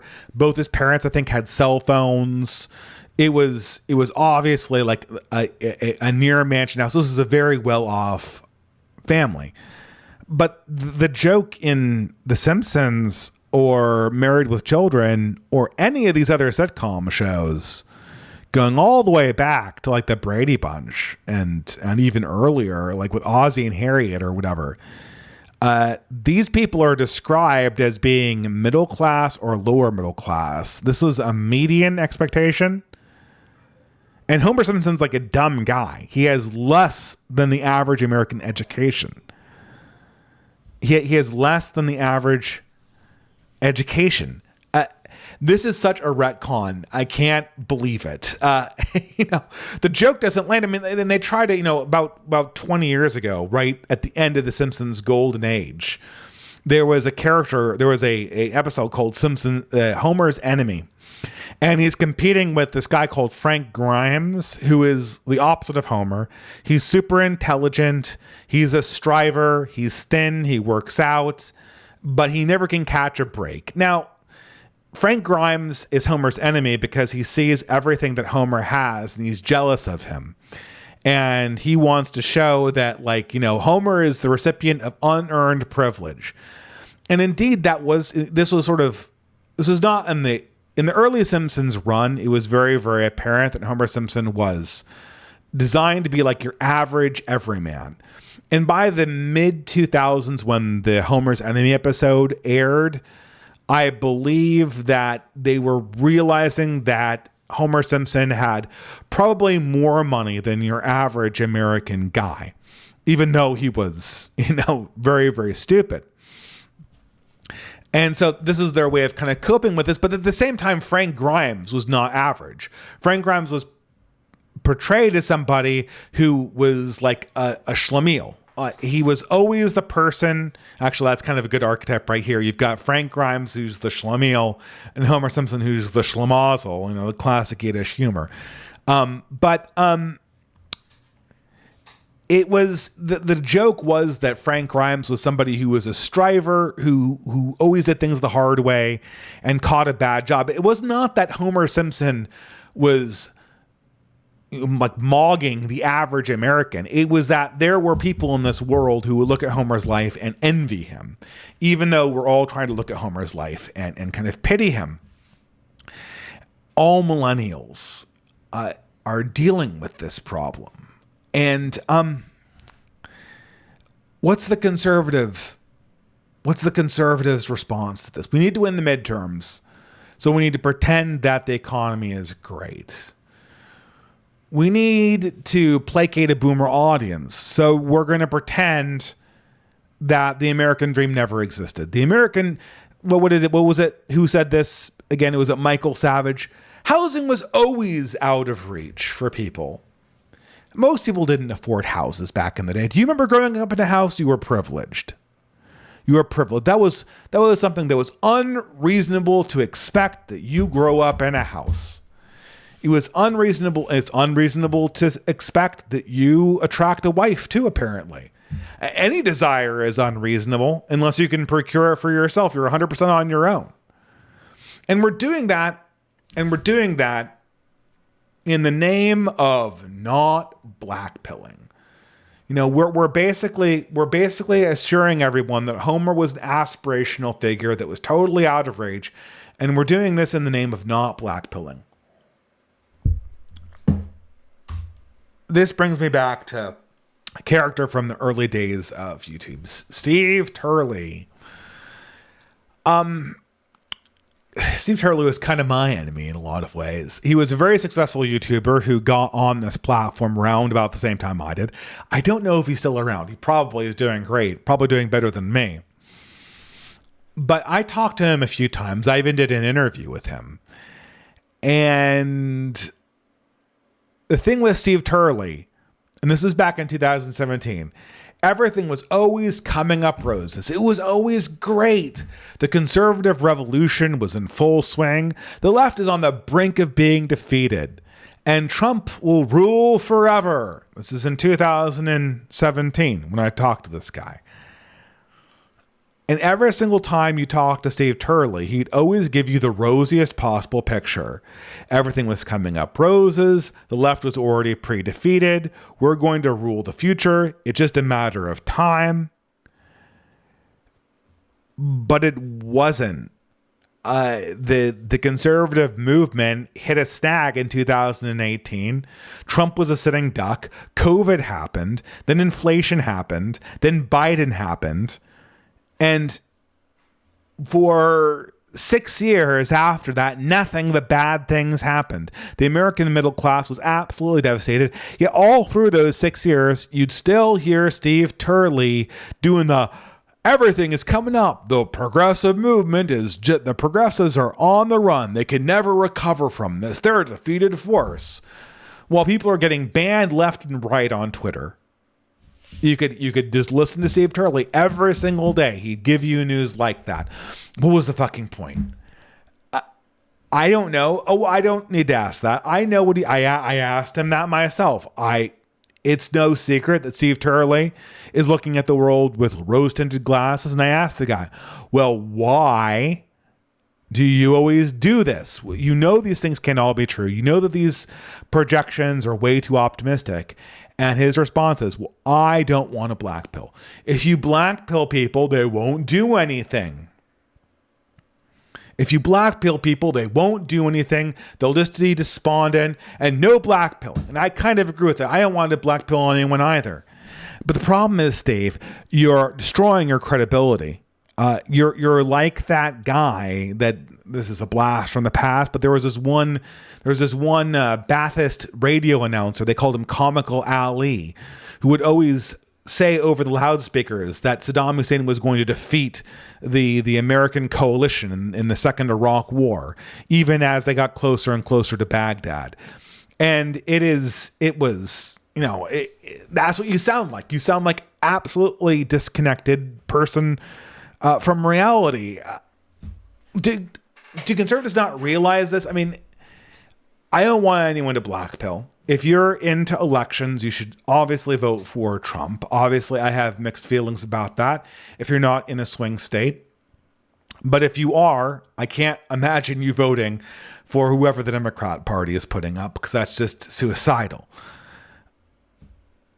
But in the meantime, while you're trying to CYA for Trump, while you're trying to cover Trump's ass, you're destroying your credibility with young people. You're looking like an insane person. And here's the problem. You're stopping necessary conversations from happening. White Americans and Christian Americans need to imminently prepare themselves to live in a country where they are a minority and a hated minority. And they need to develop the immune antibodies to live in that state, perhaps for the foreseeable future. If there's going to be any correction in the direction of demographic security, that is going to have to be executed at the top level by a regime that disregards almost all liberal regulations. In order to get this country back to demographic sanity, you will need to do insane things that no president has ever done since Roosevelt. Straight up. But if you believe that Trump's already fixed the problem, you're not going to entertain those radical solutions. It's just like affirmative action. With Chris Rufo, another great example. He was the original Panda Express person, wasn't he? The original Panda Express guy, Chris Rufo. You can, everything's fine now that Trump is in office. You can get a job at Panda Express, no black pilling, whatever.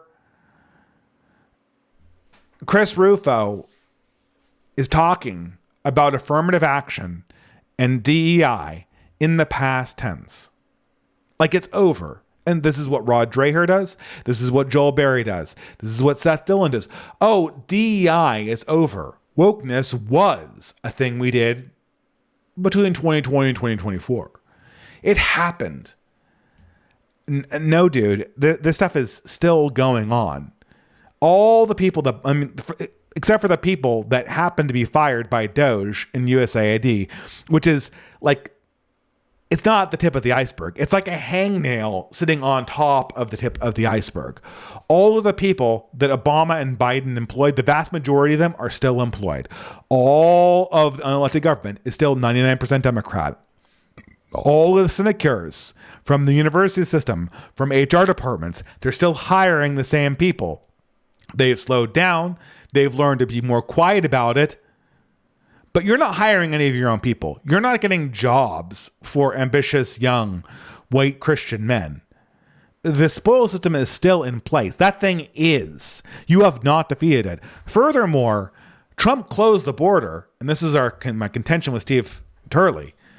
In 2017, Steve Turley said to me, he said, Dave, it's all good now because Trump has closed the border. He's closed the border. He has closed the border. Progressives are destroyed. Yeah, Steve. But you still have millions of legitimate visas coming in to take American jobs through various programs, not the least of which is the H-1B. The legal immigration is the problem.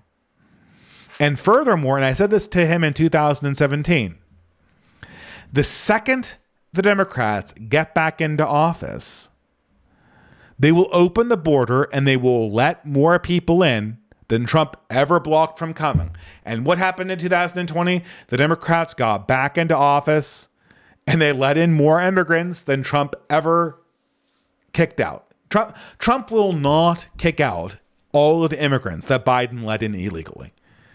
He's not on track. He would have to double or triple his efforts to get that done by his first term. So the net effect of a historically unprecedentedly border hawkish Republican regime is that he might partially undo the Biden immigration push. And after Biden, if it's a Democrat, he'll open the borders again. 100%. They'll open the borders again and get more clients in. This is exactly what will happen.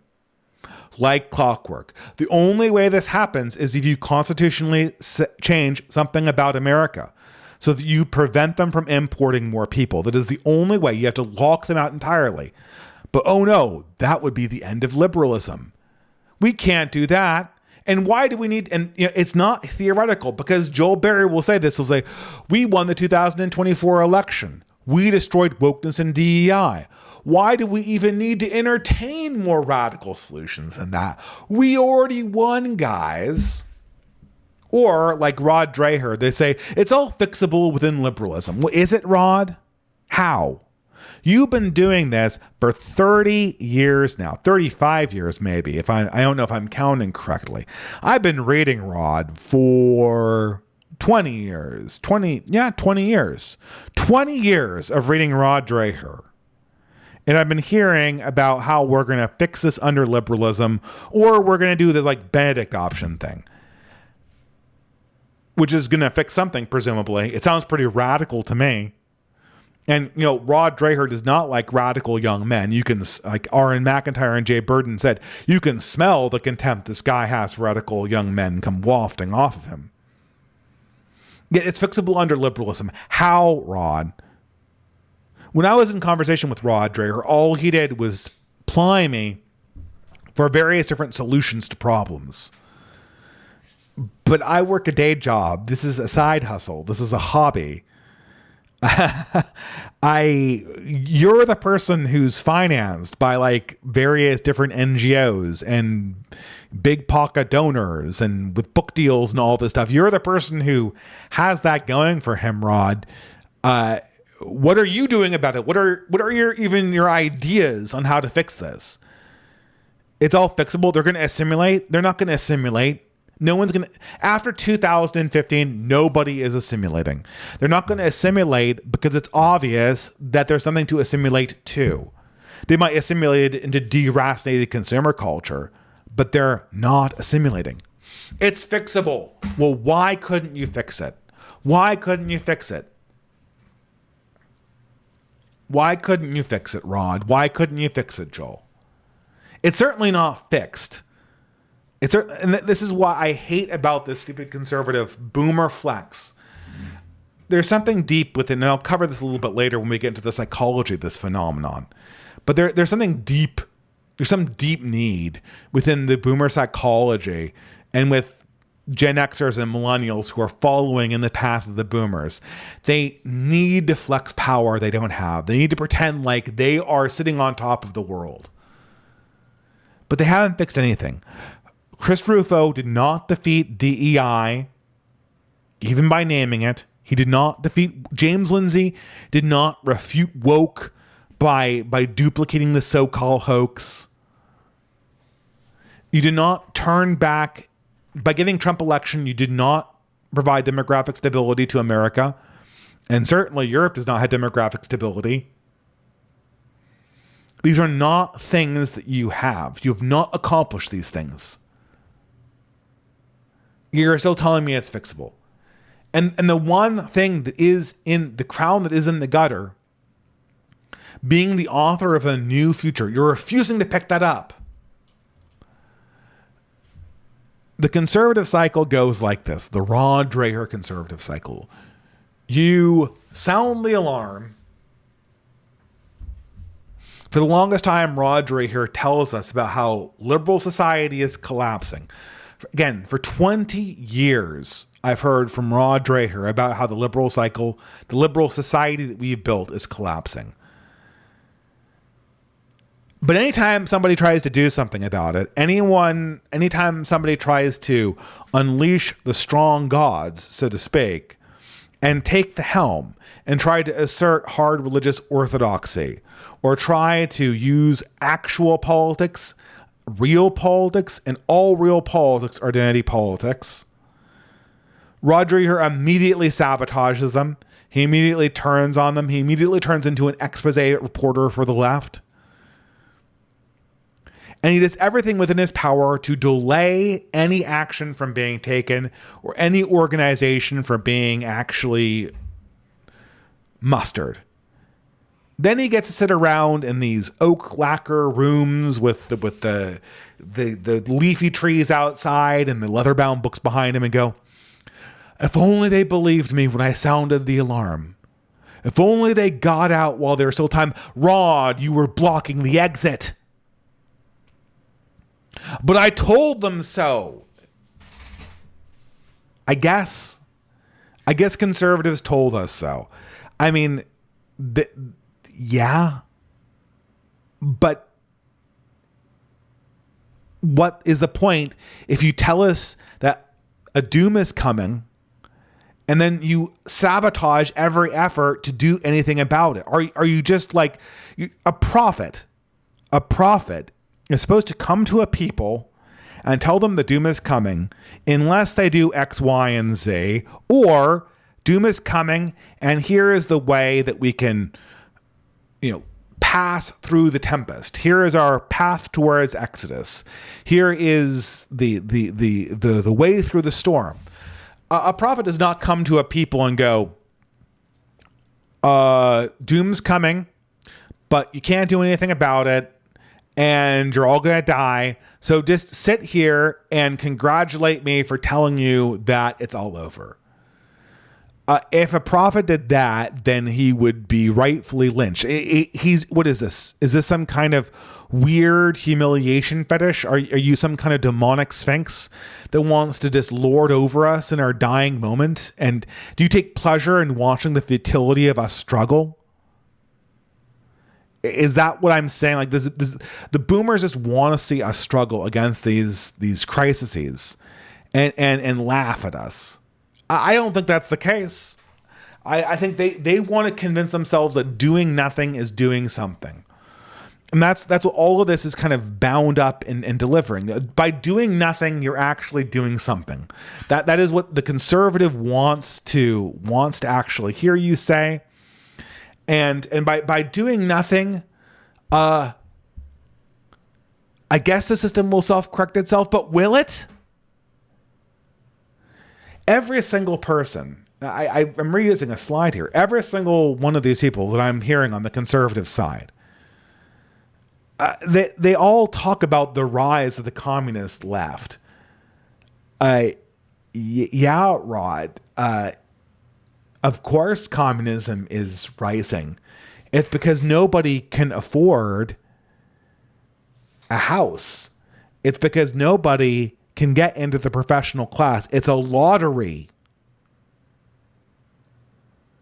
It's a lottery. Of course, they're going to go communist. What else are they going to do? What else do you expect to have happened? Expect to have happened or to have happened? I don't know what to say. Like, okay, we're just going to hand ourselves over to the communists. We're going to sit around and we're going to lecture people about how they should just never go to a restaurant. They should spend their 20s eating rice and beans and forego all types of engagement socially. We're going to lecture to them about how they should go to college. And then when they do go to college and get a hard technical degree, we're going to immediately replace them because we're phasing out white collar jobs anyway. And you should have gone into the trades. Or if they go into the trades, then we're going to tell all of our daughters that they don't want to have a job they don't want to have some kind of scrub who doesn't earn enough for them. They need to have a man that can match them in terms of education. Yeah, but match them in terms of education means going into tens of thousands of dollars of college debt. And if you marry a woman, then you're going to have her debt and your debt. And then somewhere in there, you're going to have to buy a house, which is also 10 times as expensive as it was when you put your down payment on and your wages have not increased. What is going on? This system can't work. It obviously can't work. And I guess, it's kind of funny, I guess, because I remember reading all these tweets and thinking, why would I just become a communist? Seriously. I mean, Seth Dillon and retard right-wingers call me a communist anyway for having distributed sympathies. Why wouldn't I just go like full Christian socialist or whatever, right? I mean, I can't imagine myself going to one of these meetings. I'd be lynched instantly. It's kind of funny, but there's one. I hate to think about this. I wish the communists would be real enough just to BTFO the conservatives. The unfortunate thing is that we don't actually have a communist movement in this country. We don't. We have a bunch of angry white people. But if you look closely at the movement that we're calling communists right now, they are transparently not communists. And I've had a lot of people spurg out at me for noticing this. But the movements we see right now are not like the movements you saw with Lenin. Now, they are super dangerous. They're going to be super violent, and they will kill a whole hell of a lot of people. But what's motivating is not some vision of socialism. They have no, like, when Lenin and like Kropotkin, I know Kropotkin was a anarchist, like, give me a fucking break, right?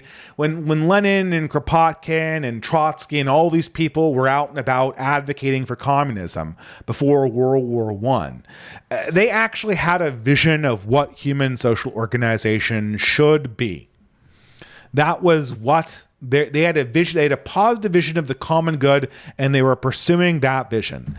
That is not the case for modern communists. They are opportunists. If you scratch these communist parties, like, there were a variety of victories that came down, like even when I was like this last week, there were a variety of victories. Take apart the DSA and you'll immediately see this. You'll see like South Asian ethnic hustlers. There was this guy who won the primary for the Michigan State Senate, Abdurrahman Al-Said. Transparent grifter. He is not representing socialism. He is representing his own ethnic group. To the extent that he is devout at all, which I highly doubt, he follows some kind of politicized Islam, which just means I get to conquer you and take what I want in the name of my people. Same thing with Mamdani. Mamdani is probably even less devout than Al-Said. I'm saying it in the weird way because this guy was spurging out because people weren't pronouncing his name properly. They are here to rule and really not even rule. I think that by me saying that Al-Said and Mamdani, by saying that they want to rule us, I am giving them a compliment they absolutely do not deserve. They want to rob us. They want to take all of the liquid wealth and money and real estate in this country, and they want to put it in the hands of their ethnic cartel. That is their operation, not to implement socialism. And when socialism starts failing, which it will, because it always does, these people will wheel around and they'll try to find some other basis for their shtick, which is actually a bigger problem for us, because the only possible basis other than socialism is the only other basis, only other justifying political formula, I should say, is fuck white people, fuck men, fuck straight white men in particular. That's what they're all going to find. Hassan Piker, the same deal. I mean, Hassan Piker is already gearing up for this. He's already gearing up with this whole thing. Like, oh, Mao actually wasn't that bad. He wasn't actually that bad. We should have Maoism here. This guy doesn't want to rule anybody. Hassan can't rule anyone. Mamdani is a little bit different. Mamdani is kind of a conqueror. Mamdani realizes that he is building a dynasty, but it won't last because the programs won't work. And when they fail, and when people start... Okay, I should back up here. Why won't they work? Well, they won't work because the critical element of a government is to govern men, like actual people. It's to reward competence and discipline and hard work and virtue and the vision of the good life and make sure that the compensation goes there, and to punish the criminals, the malefactors, the frauds. But the problem is that these people proposing socialism are all frauds. The only way they exist where they are is by lying. So they're not going to punish frauds, and they're not going to punish criminals. They're all frauds. Every one of these intellectuals. This is this guy called, what is his name? Professor Artie. His entire resume is fabricated. Socialism can't figure out, if it were implemented, it cannot figure out what the good life is. Therefore, it cannot figure out what the definition of a good citizen is. Therefore, it cannot figure out how to say, this person deserves to have an elevated life. They deserve to have a family. They deserve to have a house in the suburbs. And this person does not. This person is lower. Not everyone can have these things. There has to be a distinguishing feature between the people who are in favor and the people who are not. There has to be a recognition of what the good life is. And maybe the people are optimistic and they think that they're literally going to get all of the resource allocations equal. Even that won't celebrate the problem. There'll be a conflict between whether we want to have more money to incentivize women and straight families having children, or gender transitions, or more money for indulgences for young people in terms of drugs, in terms of sexual fascinations, in terms of all that stuff. There will always be resource allocation problems, and one lifestyle will have to be prioritized over the other. Even if you did make all of the starting lines exactly the same, we all have different trajectories, and the government is going to have to decide whether my child is a better or worse life decision than someone else's gender transition. Because believe me, the money will at some point run out. But socialist governments can never do that. They can never do that because they're full of contradictions. They are full of frauds and they're full of contradictions. This is another one who came up. This was this Hong. That is it Marissa Hong? It's not Marissa Hong. I can't remember her name. She's ironically a Hmong immigrant.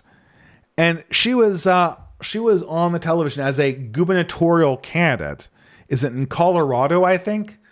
Talking about how Thanksgiving was oppressive because it was white. And furthermore, white people generally, whenever she's in proximity to white people, she gets kind of like the ick. She gets kind of put off by their whiteness aura, which is really terrible. And you know how they really inflict this oppressive whiteness on Mrs. Hong? They inflict this oppressive whiteness on her because she literally married a white man and has a baby boy who is a white boy. And that whiteness is oppressing this woman. This woman is just a thief. This anti-whiteness is performative. They have no illusions that there is going to be a new hierarchy, and their goal on the opposite end is to be on the right side of the hierarchy. And they are performatively doing this. My husband's and baby's whiteness is oppressing me, so that they can perform for the current people who hand out the dough. But the second it changes, they'll change their tune in order to get the cash. They will always do that. These people are not sincere religious believers. They will not sacrifice for their faith. They will not take one for the team. These people are frauds. They're charlatans. They're trying to rob people. Socialism will not work, not because there's problems with incentives and allocations and price predictions, that will be eternal. But socialism will not work because socialism cannot govern. Even if all the problems with price prediction and incentives were taken care of, they still could not govern because they have no understanding of what the common good is. They're all looters. The Democratic Party, the DSA, and the entire left is the party of spoiled women and ethnic revenge fantasies. They're the party of con artists like Zoran Mamdani, and I know the Republican Party has them in the same way with Vivek Ramaswamy. And people are absolute liars that will do anything to get enriched. When nepotism paid, they were all nepotists. When communism pays, they're all communists. And the only ideology all of these hucksters have in common is that they all hate white people. And the only people in the coalition that don't hate white people are the spoiled non-white women who see whiteness as an asset that they can loot. But the problem with looters and people on some kind of ethnic revenge war path and spoiled women is that they have no concept of the common good. And for that reason, they have to be kept out of power. And for that reason, I could consider them my enemy. But they're not going to be my enemy as long as conservatives exist. I'm sorry. I can't anymore with conservatives. Maybe some kind of dialogue would help at this stage. I mean, it really would. If ever there was a need for discourse, it would be a need for discourse between conservatives and people like myself, because we desperately need that right now. Now, this will never happen because every time I do it, either I get kind of stonewalled like I did with Rod Dreher, nothing gets accomplished, or I just utterly humiliate them, as I did with Joel Berry. And they imminently unfollow me or block me or whatever because they don't want to have that dynamic keep on playing out again and again and again and again and again. And the reason why is because it is very obvious that the time for operating inside liberalism has passed. As soon as America became no longer Christian and no longer a majority one ethnic group, there was no longer any coherent moral framework inside which liberalism could operate. And liberalism needs a motivating moral framework. That is missing. Nobody can assimilate into normal America because nobody knows what normal America is. All they can assimilate into are consumer habits, and those consumer habits are becoming unaffordable for the young people. We said, we're going to assimilate young people into American culture. And that's just like Reebok and Nike and burritos from the mall. That's what America culture is. But it's not, because nobody can afford those things anymore without going into massive debt. And the people who are buying them either are getting money from the government to facilitate this habit, are incredibly lucky and have gotten into some sinecure in corporate America, or they're literally funded by the American government, in which case they're basically just robbing our money and our children's money so they can go buy a Reebok and live in this fantasy America of the 1990s. Whether they actually are descendants of people from the 1990s or they're from the third world. So, we're basically mortgaging our children's future so that new young immigrants can come and borrow money so that they can pretend to live in the 1990s and in the meantime vote for DSA Democrats in the hopes of executing some kind of final revenge against the white people that they remember experience this on TV. And I guess, in that way we're not so different. We all saw Al Bundy. We all saw Homer Simpson. They all wanted that, but for them. Where can an ordinary idiot get a car and 3 children and a pretty attractive wife? Well, it's the land of Family Guy and The Simpsons and Married with Children and Malcolm in the Middle and half a dozen other episodes. And they all came there and they're all borrowing money to purchase it. And it's all coming out of our pockets. And the only solution, the only people who are standing at the end of this disaster holding up a sign saying, "Put me in charge," are the people that think that revenge against us is their only coherent reigning ideology. There's 2 ideologies that Zoran Mamdani holds: steal from white people and give to me. Or just hurt white people. I hurt white people and burn their money. That would be fine too. It's not complicated. It's just revenge. It's just revenge because that's what humans always do. We've had a whole 20th century of ethnic revenge fantasies. I mean, maybe I'm like ruining my right-wing credentials by saying that I'm not a fan of Hitler. But I had family members who fought on the side of Hitler, and they were not fans of Hitler. And one of the reasons why they weren't fans of Hitler is that he had kind of a transparent revenge motive. He was not governing for the Reich. He was governing for the Nazi Party. And the Nazi Party was a party that was obsessed with revenge. And that is not good governance. You can't sacrifice your people for hatred of the other, but that is exactly, to the extent that Mamdani has any ideology whatsoever, to the extent that Hong has any ideology whatsoever, to the extent that Hassan Piker has any ideology whatsoever, it is pure racial revenge fantasies. That's all it is. And then they memorize quotes from Karl Marx from 200 years ago and try to 180 years ago, and try to pretend that that is what they're actually after. It's not. Nobody has an understanding of what politics actually is. And as a result, in 2026, I keep on saying this is what I fear above all else. This is the result of conservatism. This is what we bought for ourselves, is that we're going to be completely divided in between coping dad politics and spoiled girl politics. I mean, so the left is the politics of spoiled women. I guess there's a third category. The third category are charlatans who are taking advantage of the spoiled girls. So maybe there's 3 parties, but for the time being, the spoiled girls and the ethnic charlatan rapists or fraudsters will be on the same team. But right now, the proposal I'm having is that it's either coping girl politics or spoiled girl politics. And what are the designations? Well, spoiled girl politics is easy. Politics is about deserving things. This is how, I'm not going to say all women conceptualize, an enormous amount of women conceptualize politics this way. Politics is about deserving things.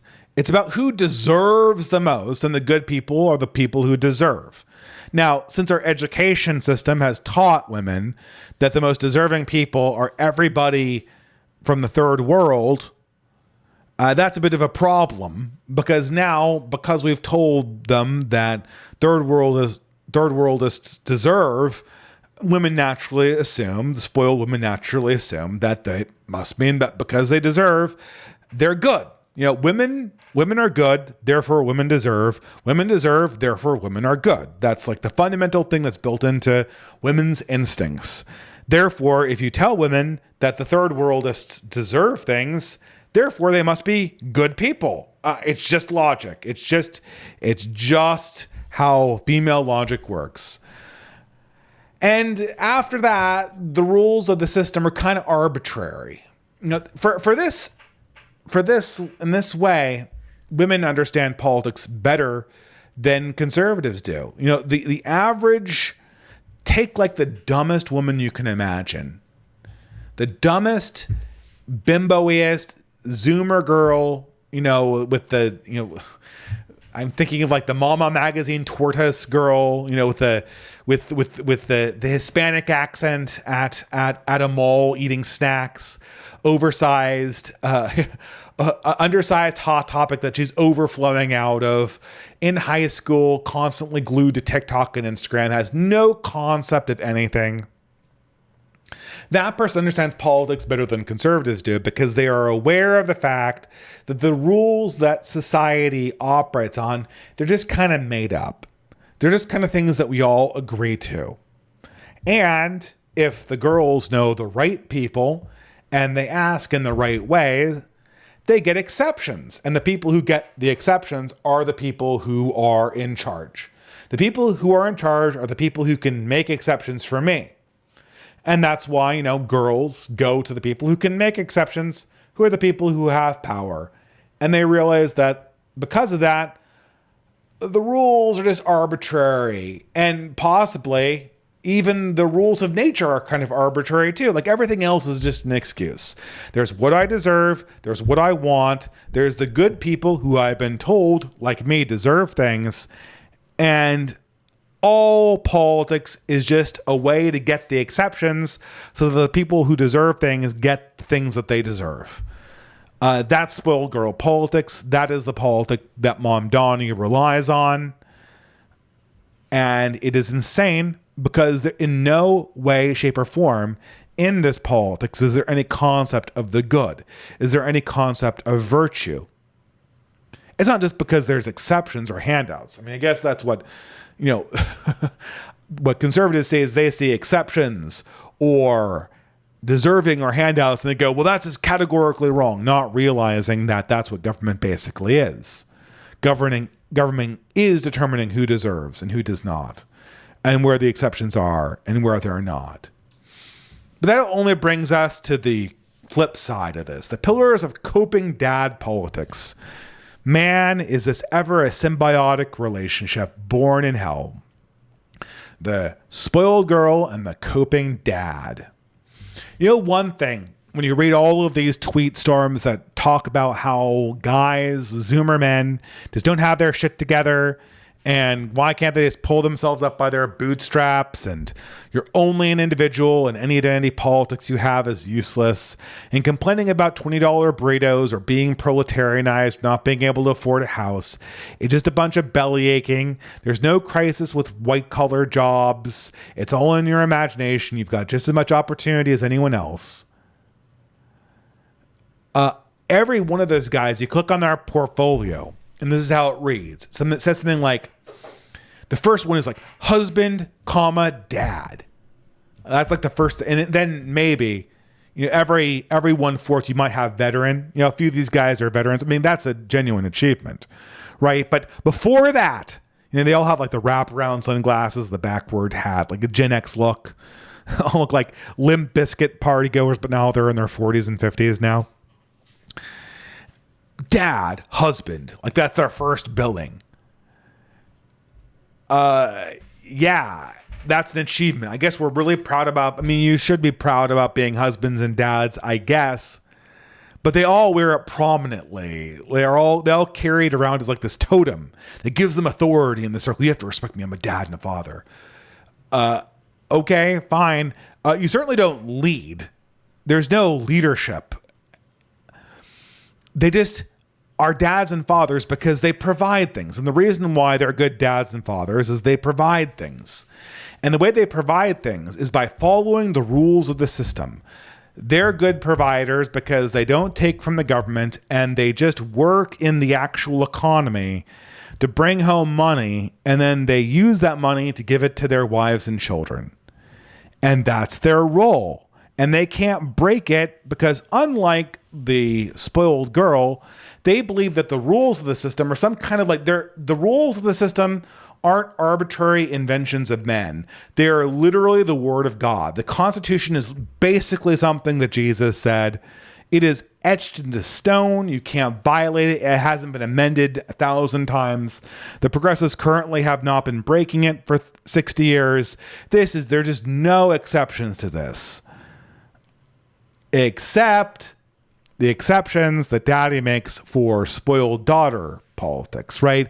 There is exceptions when it comes to giving all of the spoiled daughters what they need to feed their table.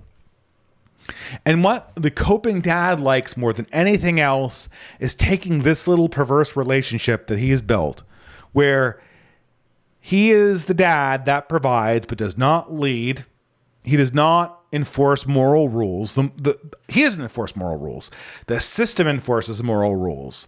He can't say that's bad because I say it's bad and we're not doing that. He has to say the system says that. The Constitution says that. Capitalism says that. He can't say I say that. And he can't even he can't even make himself the authority that he needs to be in the family.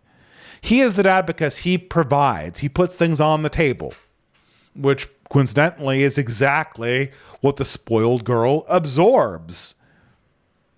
He puts exceptions on the table. He puts resources on the table. He follows the rule.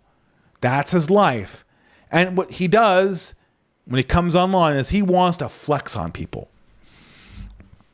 This little song and dance that the conservatives do online, when they try to ignore the jobs crisis, when they try to ignore the affordability crisis,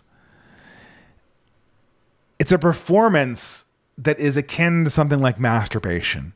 They're feeling good about themselves at the expense of their long-term health. They know this enrages young men. They know it's not true. But it feels so good to flex. For that one moment, it feels like they're on top of the world. They figured everything out. Trump is president. Patriots in control. Do you remember how weakening all that QAnon shit was? While Biden was taking over the government, every single boomer and Gen X guy like this was soy-jacking over how Trump was secretly in command the whole time. Do you remember how embarrassing that was? Is that what you want for your legacy on social media? To tell everyone that things are great while it's falling out of hand? You're being robbed of your entire country. It's not good. It doesn't mean you're necessarily weak. You've been defeated. But it's not like no one can see you're defeated. I don't think a lot of conservatives understand this. You are fooling absolutely nobody. Nobody from the DSA sees your flexes about how you earn a lot and you got your house. No one from the DSA says that and goes, wow, man, that guy's a really capable individual. I've got to be careful about him. I really wish he was on my side. They see that and go, no, man, that guy is a weak guy with way too much money. It's like Homer Simpson, right? It's like Homer Simpson and Frank Grimes, to bring back the Frank Grimes millennial. Does anyone see Homer Simpson and go, man, Homer, you really worked for that. Let's be honest, Homer did work for it. He is a blue collar worker. Maybe he's incompetent, but sometimes in earlier seasons of The Simpsons, they imply that he wasn't incompetent. And certainly he's had his moments. They've made him stupider in later seasons. But no one looks at Homer Simpson with his car and wife and 3 kids and 2 cars and vacations to Japan and goes, man, that guy's really an operator. That guy is really somebody who I need to be on the right side of. They go, no, that guy is a mark. How can I separate him from his wealth as quickly and as expediently as I possibly can? And that's what all conservatives, when you tell us that things are great and things are not great, you are not flexing. You are broadcasting your weakness. You are looking like Homer Simpson. Homer Simpson's biggest weakness is not his stupidity. It's not the fact that he's out of shape. Homer Simpson's big weakness is he has no idea where his wealth comes from. He has no idea of the system that he relies on, that he supported, and he has no loyalty to it. His biggest liability is the fact that he's not actually managing his family. I mean, this is an artifact of the boomer and Gen X. It's really an artifact of the boomer and silent generation, not nearly the Gen X generation. I think Frank Grimes was the first self-insert Gen X character. But Homer Simpson was absolutely a legacy of the boomer generation. He didn't have to think about what his inability to lead his family member would look like. It was implied that his family would just find their way back to a comfortable middle class life themselves. But that's no longer the case. That's no longer the case. If you're not leading your family, you are misleading your family.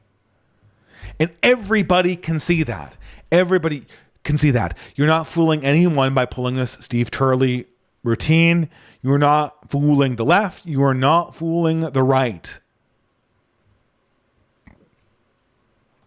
But why do they do that? I think boomer politics is about a surrender of sovereignty. There was this excellent essay. It was a talk written by Black Horse. And he was talking about, it was like a 50-minute podcast or live stream. I don't know what we call these things anymore. He really should write it up in an article. But his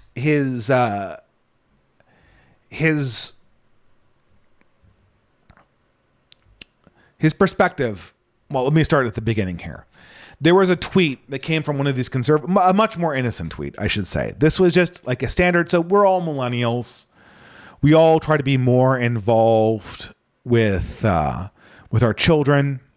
And, even people like Matt Walsh, who's probably a multimillionaire, even he's super involved with his children. We're all really super busy, right? So there's this tweet, and I've tweeted like this before, where the guy is just like, I have 3 kids. I'm exhausted. I haven't slept more than 4 hours in 3 months. And then he goes on and says, I haven't had a coherent, considered thought in 3 years. It's just a constant need to provide care, to provide maintenance, to do this, to do that. And in response to this, Black Horse came up with this brilliant, brilliant observation. I don't succeed at doing this. He said, if you're parenting like this as a man, if this is your role as your father, you're doing it wrong. Doesn't mean you shouldn't help out with the house. It doesn't mean that you can't be a carer. You can't change. You should absolutely. And no one I know doesn't change diapers. No one I know doesn't help around the house. And every dad I know is a provider. We put on the table. But that's not your number one job. That's not your number one job. Your number one job is to think coherently and plan coherently and be the strategic mechanism of the family that looks ahead and develops a system of how the family is going to manage itself. So this is the brilliant thing that my friend Black Horse said.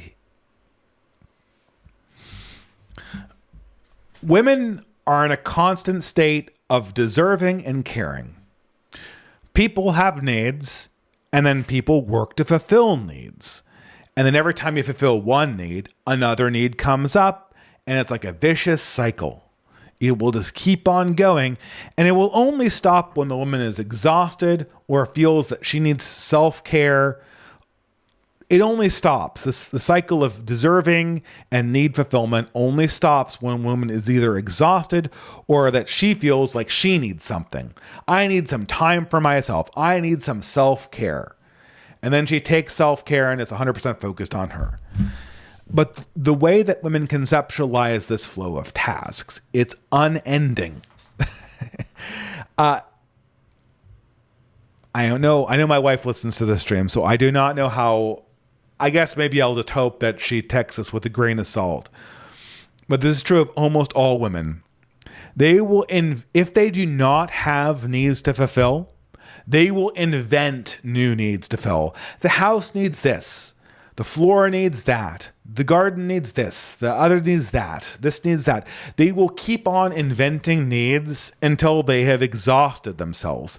They will use every active moment they have. And that does not mean that women are constantly busy or they're constantly caring for others. In fact, women take just as much free time as men do. But they will describe that free time as self-care. I am not doing nothing. I am fulfilling my own needs. Every single spare moment a woman has will always be, how do I make a need and then fulfill it? How do I make a need and then fulfill it?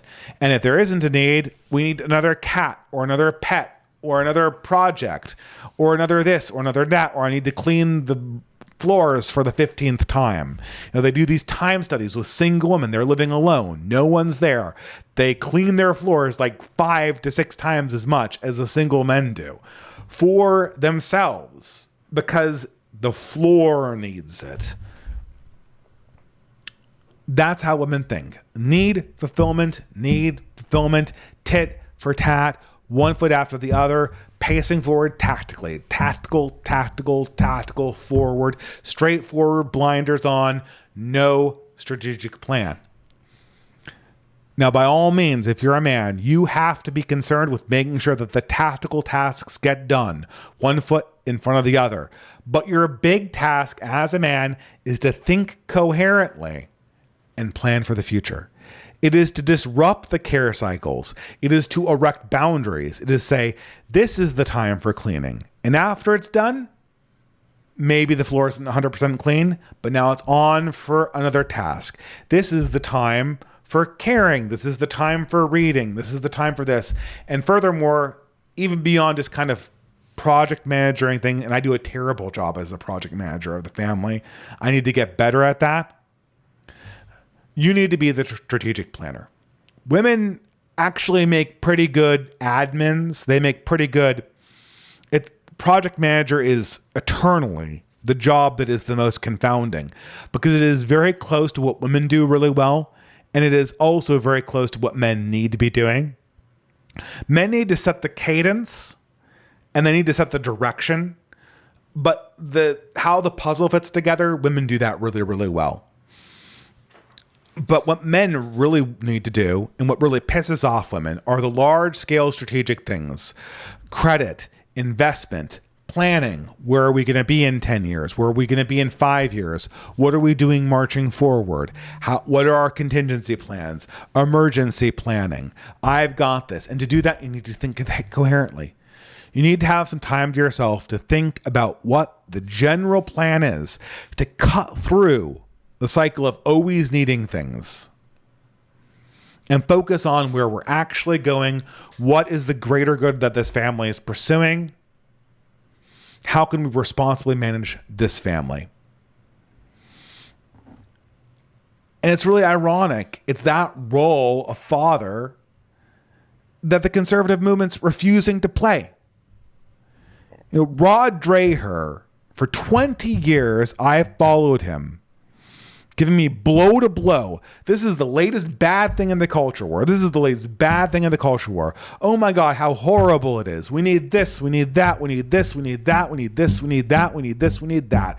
On and on and on and on and on. An endless list of problems, endless list of needs. It never ends. And there was never a plan. There was an idea of a plan called the Benedict option, but I never knew who I was fighting for, where we were going, what's the greater good. This didn't work. This strategy we tried. Here's a great example. A major part of the inflation problem has to do with the fact that we have runaway entitlements. We tried for 30 years to fix entitlements, and we could not do it. And that was with an 85% white population. A population that is much more amenable to conservative politics than the present population of the United States. This strategy is a failed strategy. It did not work. Now, there's two responses to that. The patriarch's job is to say, that didn't work, so we're trying plan B.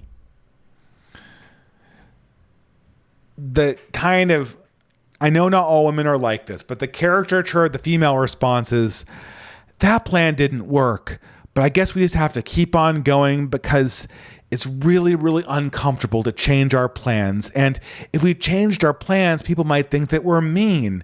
And we wouldn't want to think we weren't trying hard enough. So let's just keep on feeding effort into this continuous pit of needs until we collapse. And we're in catastrophe, and we're totally at the mercy of our enemies. And look, if you're a woman, sometimes that works out. Actually, that rarely works out for you, even if you're a woman, if the catastrophe is dire enough. But women are not where the buck stops. If they have a catastrophe, people will bail them out. If you are a man and you go into one of these tailspins and you collapse, there's a high probability that no one's coming to save you. And if our society collapses and our sons have no futures, no one's going to bail them out. You think that Hassan Piker is going to bail out your Christian white son's butt and give him a middle-class life? When there's anyone else in the entire world that could possibly benefit, he would pay money to watch him suffer for some perceived injustice that some other brown person had. He's not even he's a Turk. He's not even an ethnicity that was a subject. It was the object of an imperialistic atrocity. He was from an imperialistic culture. Zohar Mamdani is not going to care about your daughters. El Said's not going to care about your grandchildren. When you fall hard.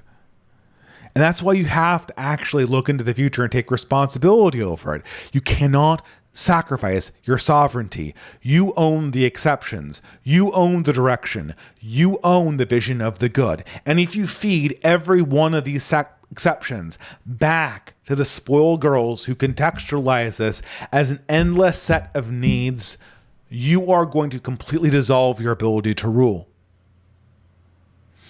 And unlike Rod Dreher, we're not going to continuously get bailed out. Patriarchy is the beginning of responsible government. That is what responsible government is. It is patriarchy. Sometimes women can be patriarchs. I'm not that. I should try to be more sexist, but I'm not that sexist. There have been women kings.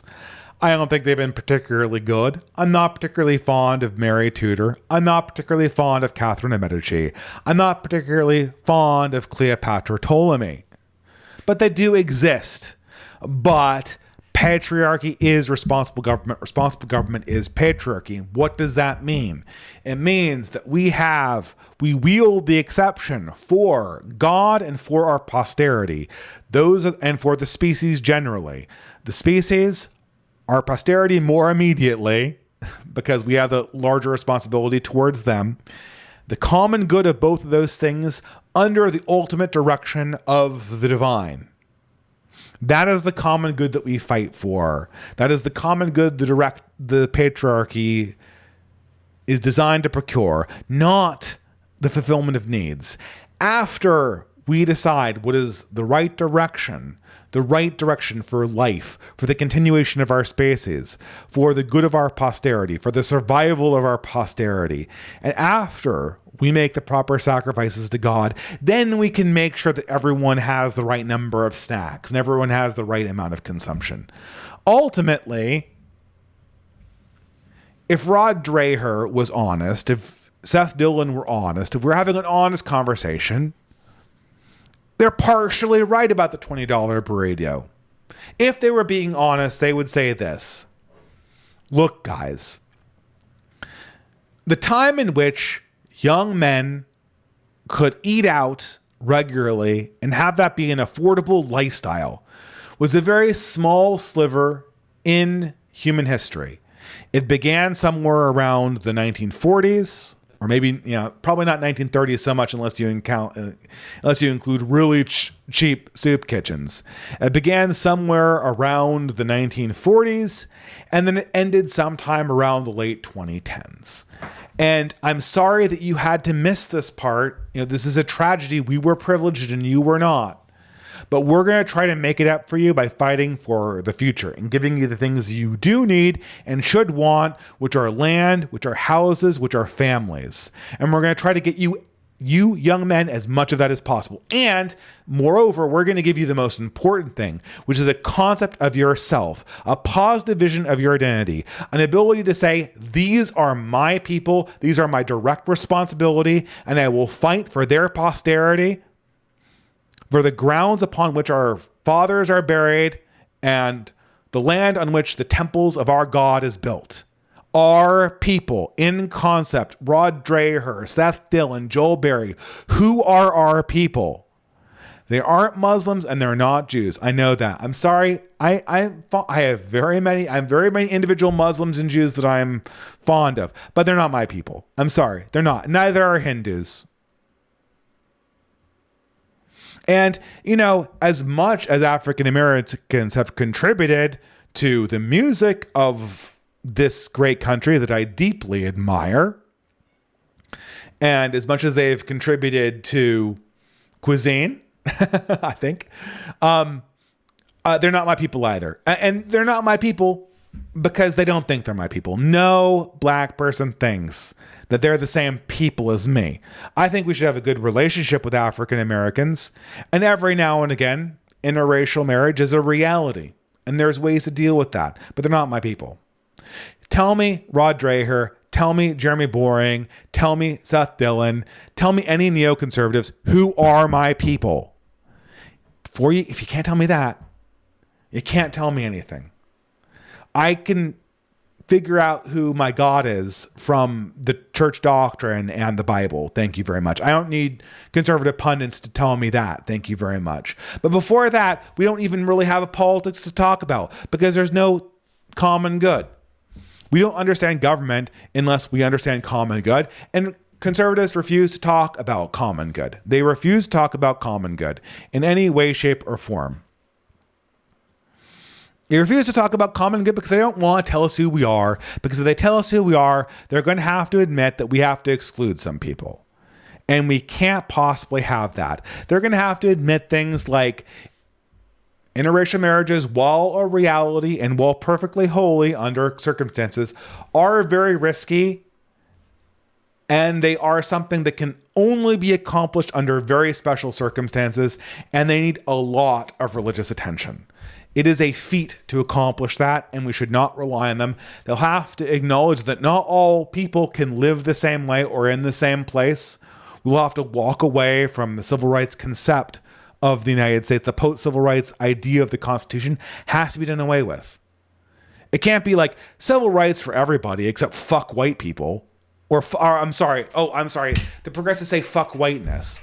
But we already know what they mean by screw whiteness. They mean literally their husbands and literally their children, to the point where they can't even be around them, according to that woman, without being offended by their whiteness. How absolutely revolting. That's a great example, actually. And, I know a lot of people have differing opinions on interracial relationships, but you need a lot of religion so you don't do what that woman does. That woman, Hong or whatever, I don't even know the Hong woman's name is. I forget it. Her little statement about her disgust over her own children and her aversion to their whiteness, totally unacceptable, especially for a woman in a relationship to have that attitude towards her child. Absolutely, absolutely irreligious. Absolutely. And the cause of that is not, I've seen many interracial relationships work. The cause of that is godlessness. It is racial fetishization. It is political fetishization. And it is her usurpation of a political patriarchy that she does not understand. And then she's playing this game back, not even knowing what she's doing. That is why you need to regard these kind of realities with greater spiritual scrutiny. You need more religion. You need a more focus on the faith. This is one reason why I suspect Vance, not because his wife is Indian, because his wife didn't convert to Christianity.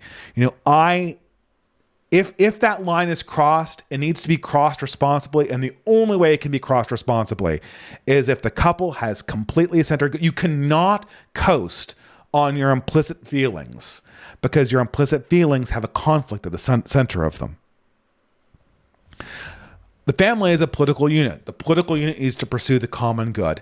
And unless you can say, this is who we are as a people, and say, everyone in my family is one people, you've got a problem. And so if you have to say, we all come from different backgrounds, we're all one people now under my patriarchy.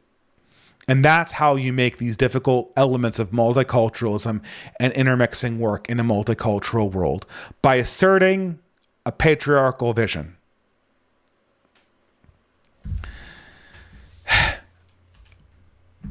I say this, politics is about placing power inside a container of trust. And here's the thing.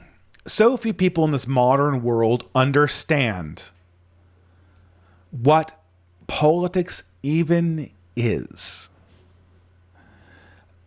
I don't like calling myself a monarchist. I don't, because monarchy is totally pure monarchy of the variety where you have like Charlemagne being crowned king. Blackhurst challenges me. He says, well, at some point we have to be comfortable with crowning a king or something like that.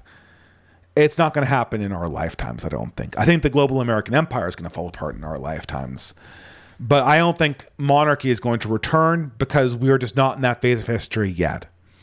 Monarchy is kind of a reality of responsible government. But more important than whether monarchy is kind of like FDR, for instance, Franklin Delano Roosevelt, he was a monarch. Xi Jinping, he is a monarch. Even John F. Kennedy was kind of like a monarch. They called it Camelot. Anybody who makes any large change always has a single patriarchal vision every single time, even if that patriarchal vision happens to be from a woman like Queen Elizabeth or Mary Tudor or Catherine of Medici or whatever.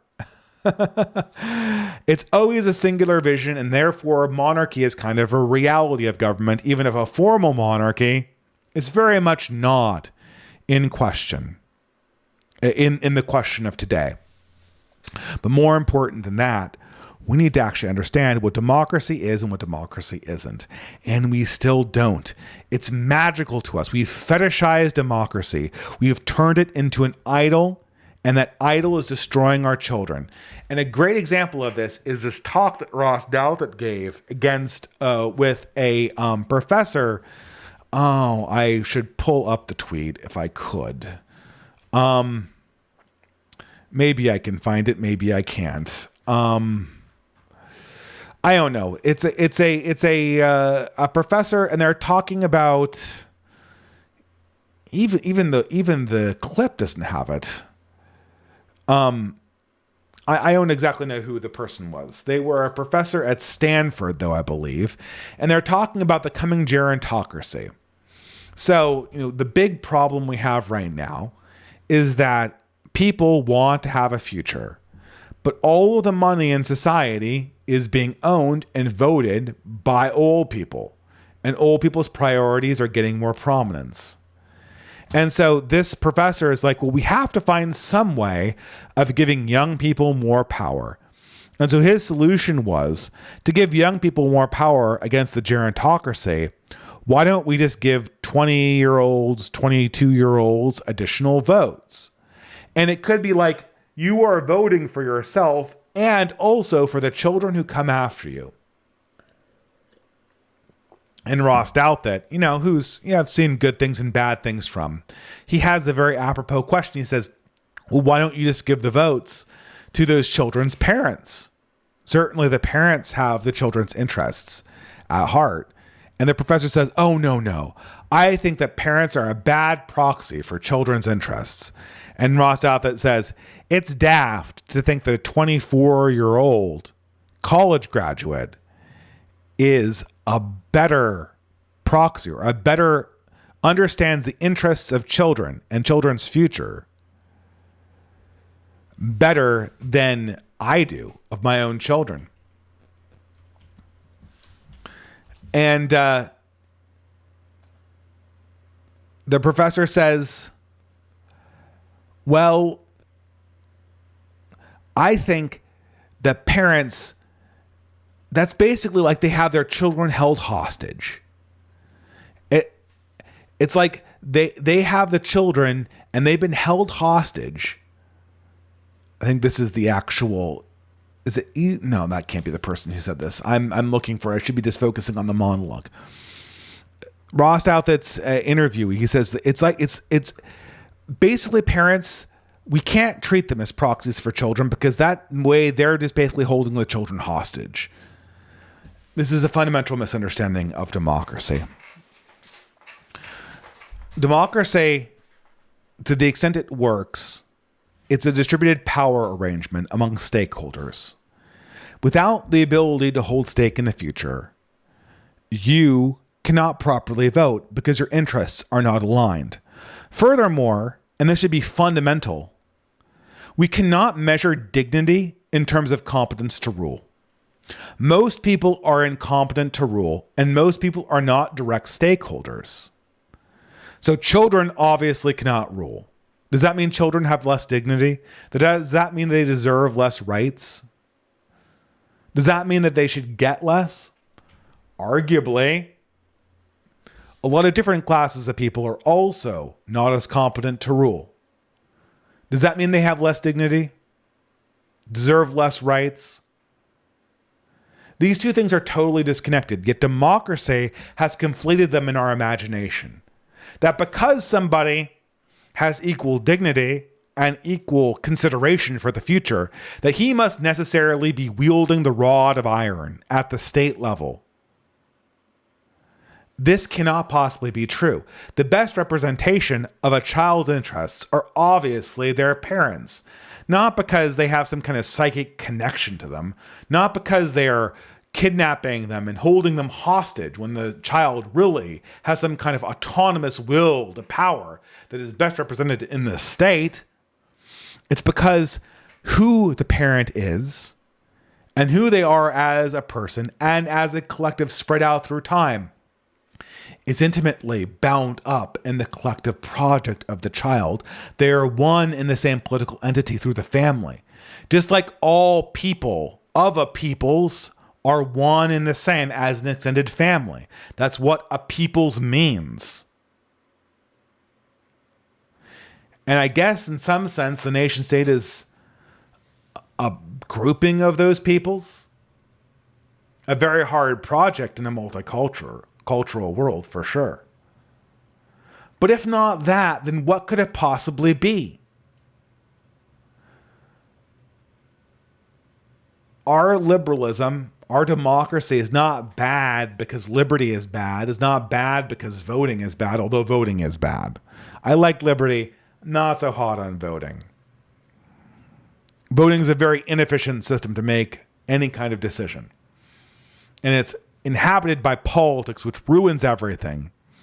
Sometimes it's necessary to hold people accountable or leaders accountable in very specific circumstances under very specific moral rules, but otherwise it's bad. But the real problem with democracy and the real problem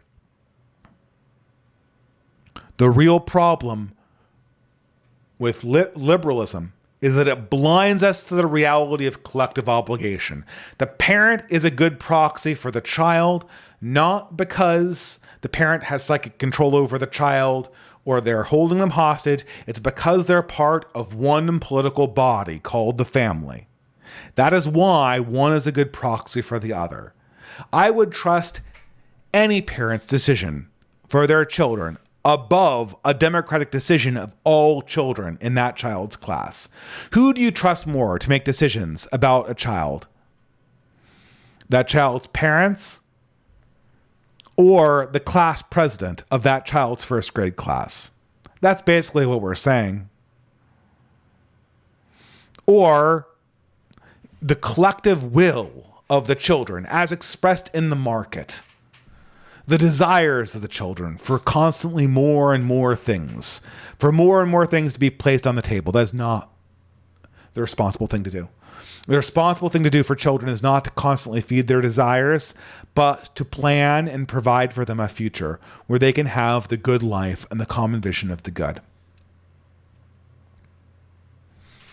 I know I said August and everything after, and I have here the bust of Augustus.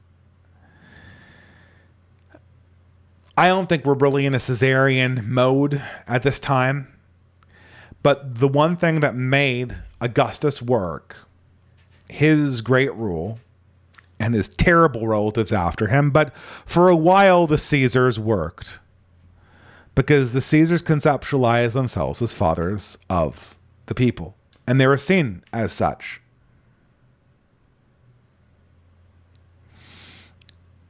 Caesar, for a while, saw himself as the father of the Roman people. Now, because he was a father operating without God, eventually the people fell away and degenerated away and were absorbed into other people because the gods of the city were dead and because they worshipped the image of the dead father rather than the image of the living God. But I still look to Augustus as somebody who was able to master this persona. And every person in Rome saw in Augustus the father figure, the person that would look out for their future, that would make it so that everything was all right. And that's the task that we have to embody in our current politics. That's how we're going to defeat the DSA for the very short amount of time it lasts until they just admit that they're the anti-white party. That's how we absolutely need to defeat the conservatives right now. We are the dad right. We are the fathers that you were not. We are not coping dads. We aren't people who have their self-worth because we think we earn a lot of money and we fulfill a lot of needs and we change diapers even if we do change diapers. We are the dad right because we are taking responsibility for the future of this society, of the people that we represent. And that's the task ahead of us, to be august and to handle everything that comes after. Thanks, guys. That's the lecture portion of the podcast. We had a false start. Some people said that they Telegram chatted.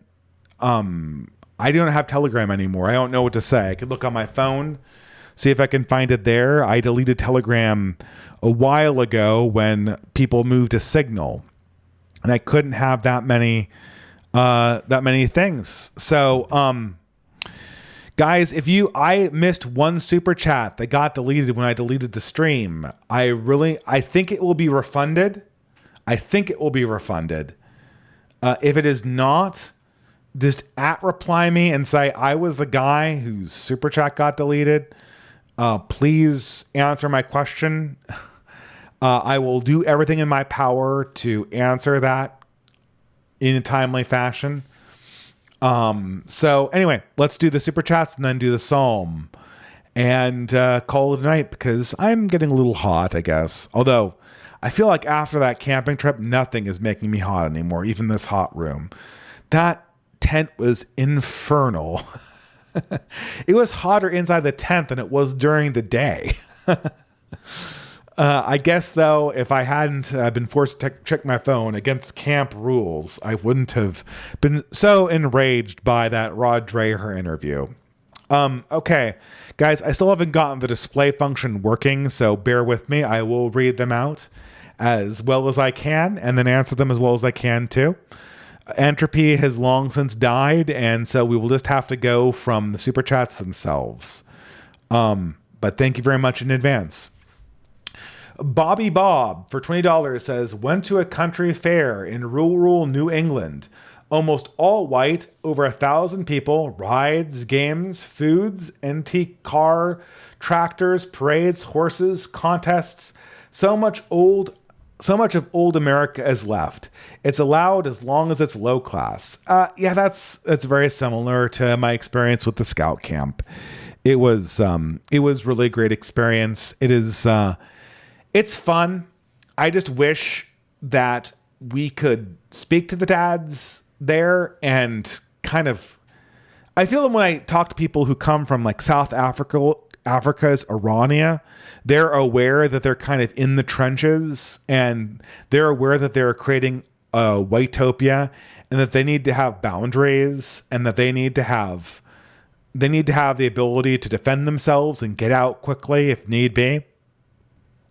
And the problem with all of these whitopias in America is that they think that this is just how things are. They're not aware that all forces inside the government are hell-bent on destroying their world. And not really because, like, I mean, some of it is people just literally hate Europeans.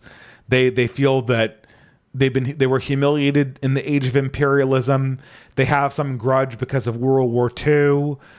They have some grudge against Christianity because it's there.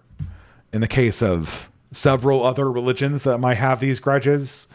And so they just want to enact revenge upon Gentile Christians for whatever reason. But most of the anti-white hostility is because the progressive coalition needs to have a villain to hold itself together. And white straight male is the only villain they can all agree on, so they all glom onto that one. Chan the man for 443. So this says the person who's claiming the super chat. He says, my first super chat from the failed start was me asking you about your thoughts on Neo Genesis Evangelion. That's funny. I don't remember that. Well, okay. I will answer it anyway.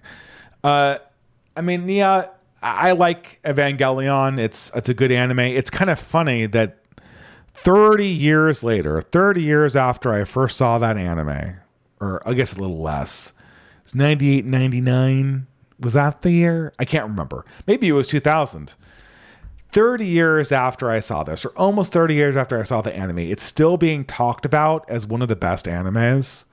It's funny, the other one was like Ranma 1/2, and nobody talks about Ranma anymore. I think that Ranma 1/2, the reason why no one in America likes it anymore is that it was a gender bending anime, but it was also supremely innocent.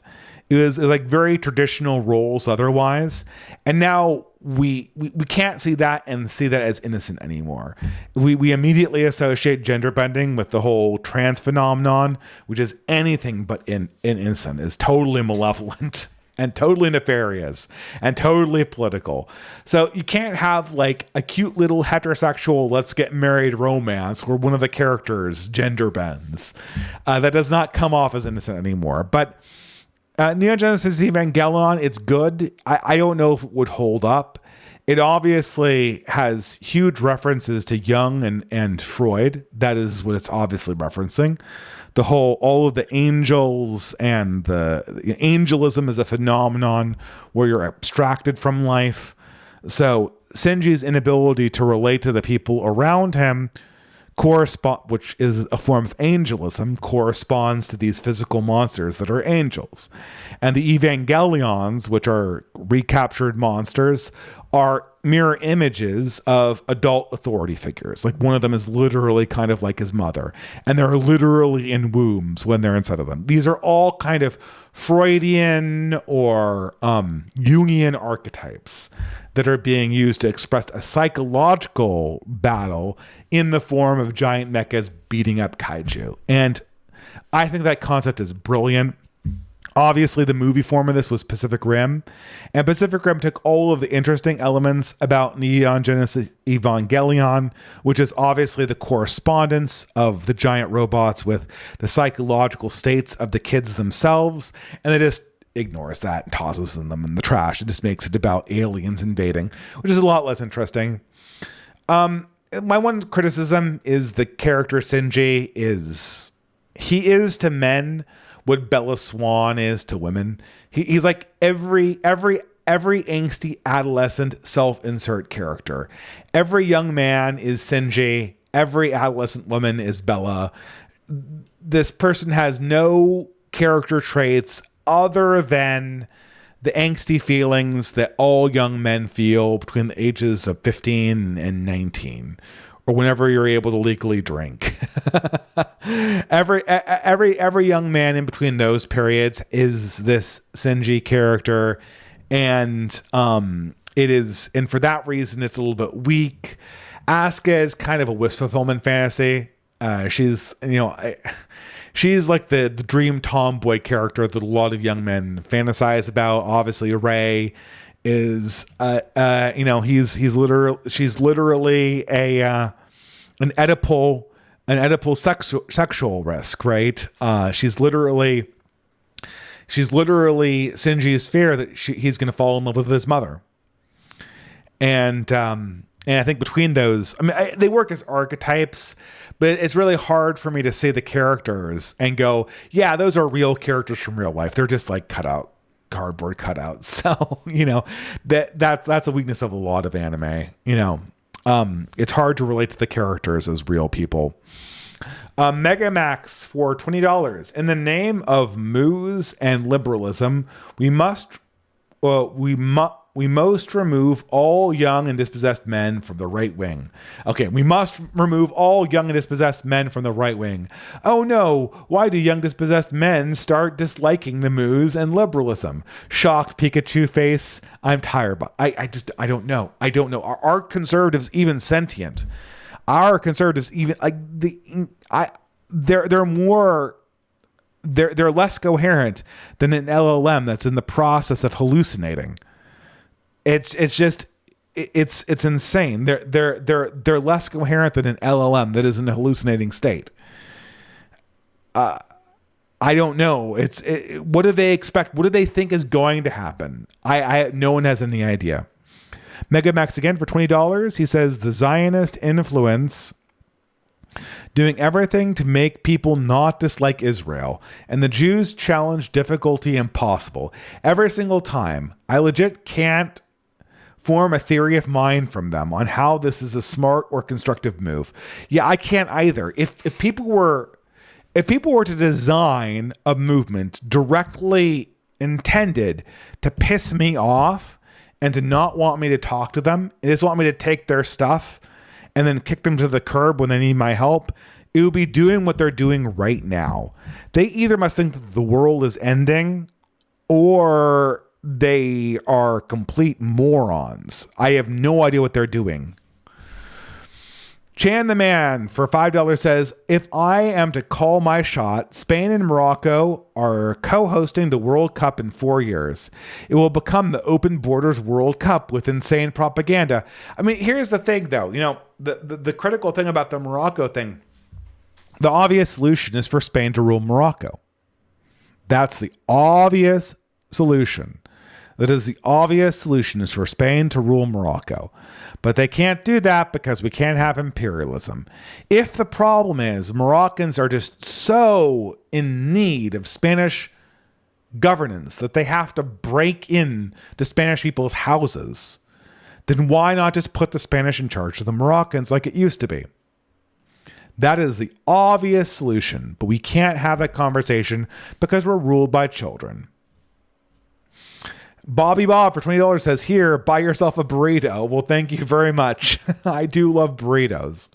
My wife makes them for $8 though, so I'll be able to get two 2 3/4 burritos out of that. Thank you very much. Or 2.5 burritos out of that. Megamax for $10 says, Joel Berry and Seth Dillon really doing everything they can to make everyone hate them, thinking they're saving the right. Utter morons, still don't know what time it is because they don't want to. I again, 100% agree. I should be paying James Lindsay at this stage. He is making my case for me. I just have to sit back and watch them discredit themselves. Now, unfortunately, thanks to the algorithm, does not make me grow to their size, but it's utterly humiliating for them.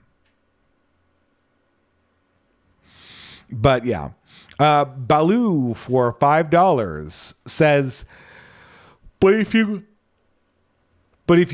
Islamize the West, the moose will drown too. Lol, said the Scorpion. Lamo. I mean, yeah, that's just it. Like, what is going on? I know that, like, we're playing this game where I have to forget who did what when and who supported which foundations and where all this anti-whiteness stuff came from, and Nole Native and half a dozen other academic names, and the Frankfurt School, and the various different people who've said various things in the Israeli government about people like me. I have to forget all about that. But I can't. I've seen too much. And look, I want peace. I want good relations between Muslims, Christians, and Jews. I absolutely want that. But, like, you got to start telling me a better story than what we're hearing right now. Because what I'm hearing is I have to really care about Israel or the well-being of the Palestinians. And then I have to just sort of wait and hope that my own people will have any kind of semblance of homeland or rights after the transformative upheavals that are coming in the next 20 years. No deal. No deal. I'd have to be a moron, or I'd have to be Seth Dillon to say yes to that. That is insane.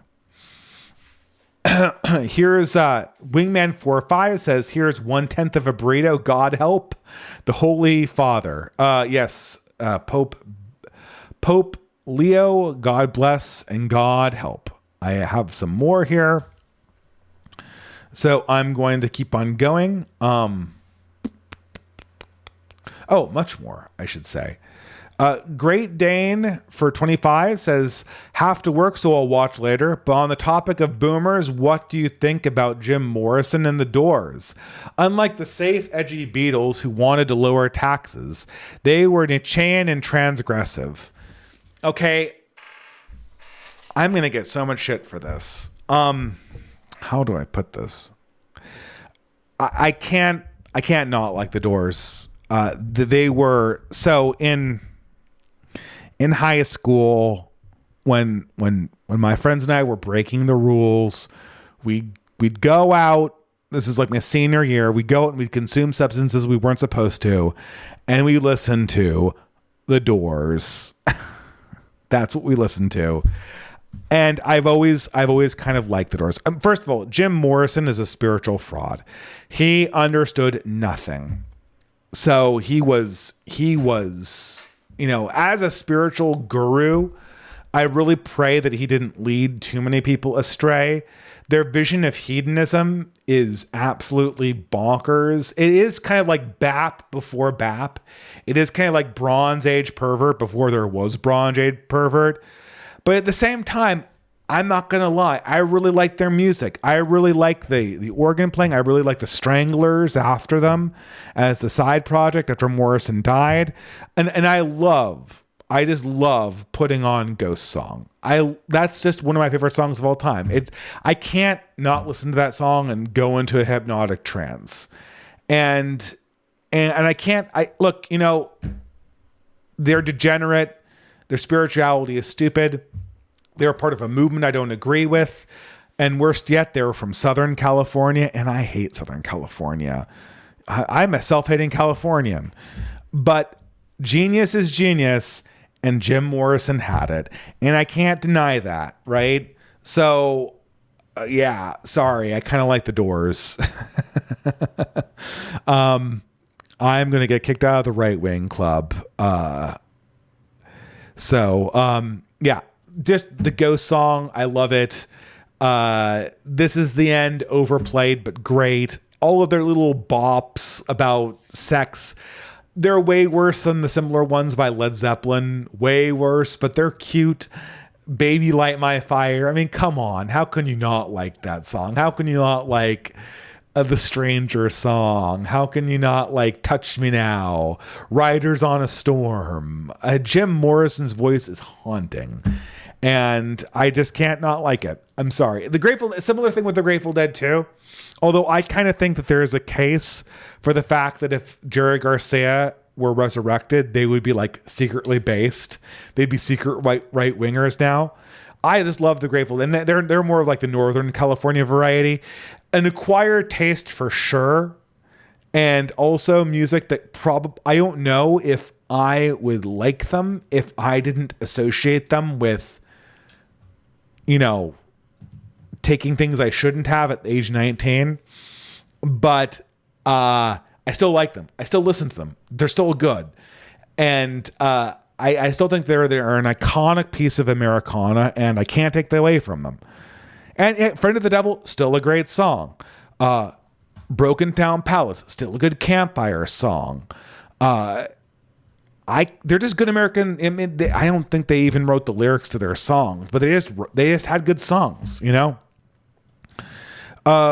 Brasher for $5. He says, what are the 3 most profoundly overrated movies you have ever watched?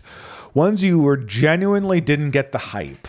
Well, I would have, if you had asked me that 7 years ago, I would have probably said Drive. I would have probably said Drive, but I rewatched that movie and I loved it and I got it. And I understood what the feeling it was trying to evoke. And now it's not supposed to be realistic. It's supposed to be symbolic. He's supposed to be like Saint Michael the Archangel. That's the idea. Right. And so I get Drive now. That is a big question. One of the 3 most overrated movies of all time. Star Wars has to be one of them. My wife is going to kill me for that, but Star Wars is one good movie that's masquerading as a phenomenon. Star Wars had one good movie, which was The Empire Strikes Back. And then it had 2 passable movies that were A New Hope and The Last Jedi. I have been trying to show my younger family members Star Wars for the last year and a half, and we have not been able to do it. The older kids think it's too boring, and the younger kids think it's too scary. It is hard, man. And without the nostalgia factor, it is a tough sell. Not the same thing for something like Lord of the Rings. So Star Wars has to be number 1 most overrated. Other than that, that is actually a really good question. I'm going to see if I can think of a classic movie that's overrated. I think that Citizen Kane is just a stand-in for Orson Welles generally. I think it's a really good movie and I love it. It's one of my favorite movies. But you could easily just pick anything else like Touch of Evil or Third Man or whatever. It'd probably be just as good as that one. How can I say this without being blasphemous? I think I'm gonna do this. I'm sorry. I value the super chat. Great movies of all time.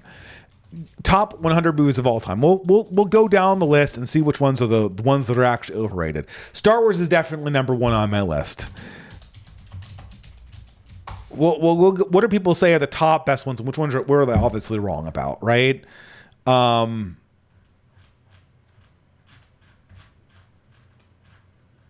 No, I want them from 1 to 0, not from IMDb top 250 movies. Let's go. Shawshank Redemption, that's pretty good. The Godfather, that's pretty good. 12 Angry Men. Perfect. That's an overrated movie. 12 Angry Men sucks. It is an overrated stage play. And it birthed every single shitlib's favorite movie is 12 Angry Men, both the 1957 version and also the more recent versions that came out in the 70s and the 2000s. It is a bad screenplay. It's not a bad, it's like, it's enthralling, like, it's passable, but it's just a terrible cultural phenomenon and I hate it. I would really want to get rid of that movie if I possibly could. I understand that, it's a good movie. in the sense that it's enthralling, but I would definitely consider that one of the top overrated movies. Still seeing good movies here. It's hard. American History X, Cinema Paradiso. I'll venture out on a limb. I did not particularly like The Usual Suspects. I thought that was overrated. I thought that there were better movies than that. I thought that once I figured out the twist, I never wanted to see it again. I never needed to see it again. It was just like, okay, it was other movies with twists I'll rewatch over and over and over again. That's not one of them. Absolutely not one of them. And I'm trying to think of a third one because I really, really, really like this question, and I feel like I could come up with a better one. I don't know, Toy Story, that's over. A lot of the Pixar ones are overrated. I never really got why people love The Eternal Sunshine of the Spotless Human Mind so much. It's by this director called Michel Gondry, he was a really good music director from the 1990s, but I felt that was kind of a substandard movie. So I don't know. It's questionable.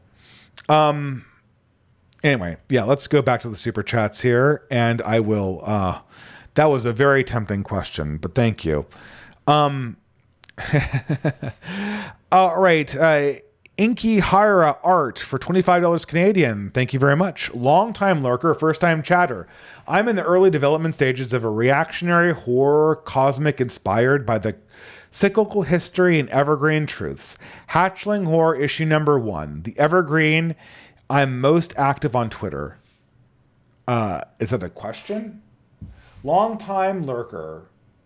I'm in the early development stages of a reactionary horror comic inspired by cyclical history and evergreen truths. Hatchling Horror issue 1, The Evergreen. I'm most active on Twitter. Well, by all means, check that out. I do have a running list of art projects, and I will list it. I don't really have a good way of listing all the art projects as they're ongoing. But I do list the community building projects and the aggregators. So I will put it on the list. Thank you very much. Sam153 for $30 says, thanks for the august wisdom, Dave. Cheers. Well, thank you very much, Sam. Always good to see you here. Darth Gilhoon for $5 says, hey, Dave, talking about the Camp of the Saints before. It is said at the end that Switzerland is the last refuge of the European man if our efforts fail. Well, that is kind of depressing because I've always found the Swiss a little bit grating, but maybe it will be true. Maybe it'll be true. And, but look, guys, either you develop spiritual fortitude or you do not. It is that simple. And if you do, it's like they say, this is the law of the jungle. And how does that quote go? I will butcher it. I don't want to butcher it. This is the law of the jungle. Now, this is the law of the jungle. As old and as true as the sky, and the wolf that shall keep it may prosper, but the wolf that shall break it must die. As the creeper that girdles the tree trunk, the law runneth forward and back, for the strength of the pack is the wolf, and the strength of the wolf is the pack. That's the reality, man. And if you don't know that, you're dead. You're dead. And Rod Dreher doesn't know that, and Seth Dillon doesn't know that. And good Lord, you've got to get to the front of the line, guys, because you are going to become the political enemies of all young men very, very quickly. But thank you very much. Catholic Critique of Catholicism says, high school teacher with a humanities PhD makes $70K trying to use AI to build a niche app for teachers in my field and sell it. Wish me luck. Well, good luck, vibe coding, man. It's good. The way to sell AI is to sell it as a companion and not as a replacement. First of all, it's irresponsible to use AI without a companion, in my opinion, just especially for teaching. I do not believe that students should be interacting with LLMs because it is disastrous on a long time frame. And because of that, make sure that it is a companion app. But by all means, good luck vibe coding, because that's just coding these days. I still do classic coding for my job, and I do vibe coding too. But it's obviously going in the direction of vibe coding based on what AI is these days. Darth Calhoun for $5 says, fail. To continue it, if our efforts fail. So he's continuing his super chat. Hey, Dave, talking about the camp of the saints. It is said that Switzerland is the last refuge of the European man if our efforts fail. Then we should consider a withdrawal to Europe as well if they manage to shake free of the global American empire. I'm considering it at this point. Well, unfortunately, Darth Calhoun, Vosh is joining you in Europe. He is going to live in the Netherlands, apparently, which is insane. Vosh as a phenomenon is so weird. The fact that that guy has a fan base that he can live off of is just a marker of a species-wide mental illness, which I guess is basically just called transgenderism. But I've heard that there are people who do not suffer that are still Vosh fans. And, there you go. Isaac Young, friend of the channel, for $20 says, I remember the last frugal discourse. The boomers were outraged when a guy said it was prison food. They didn't have a response when I said I could confirm because I went through a criminal science program and ate out of prison. Yeah, I mean, this is the thing, right? Like, if you're going to say that we are in a Great Depression situation and young men, it's just irresponsible to eat at restaurants anymore, then just say that. But then I'm going to ask, why is everyone at restaurants boomers?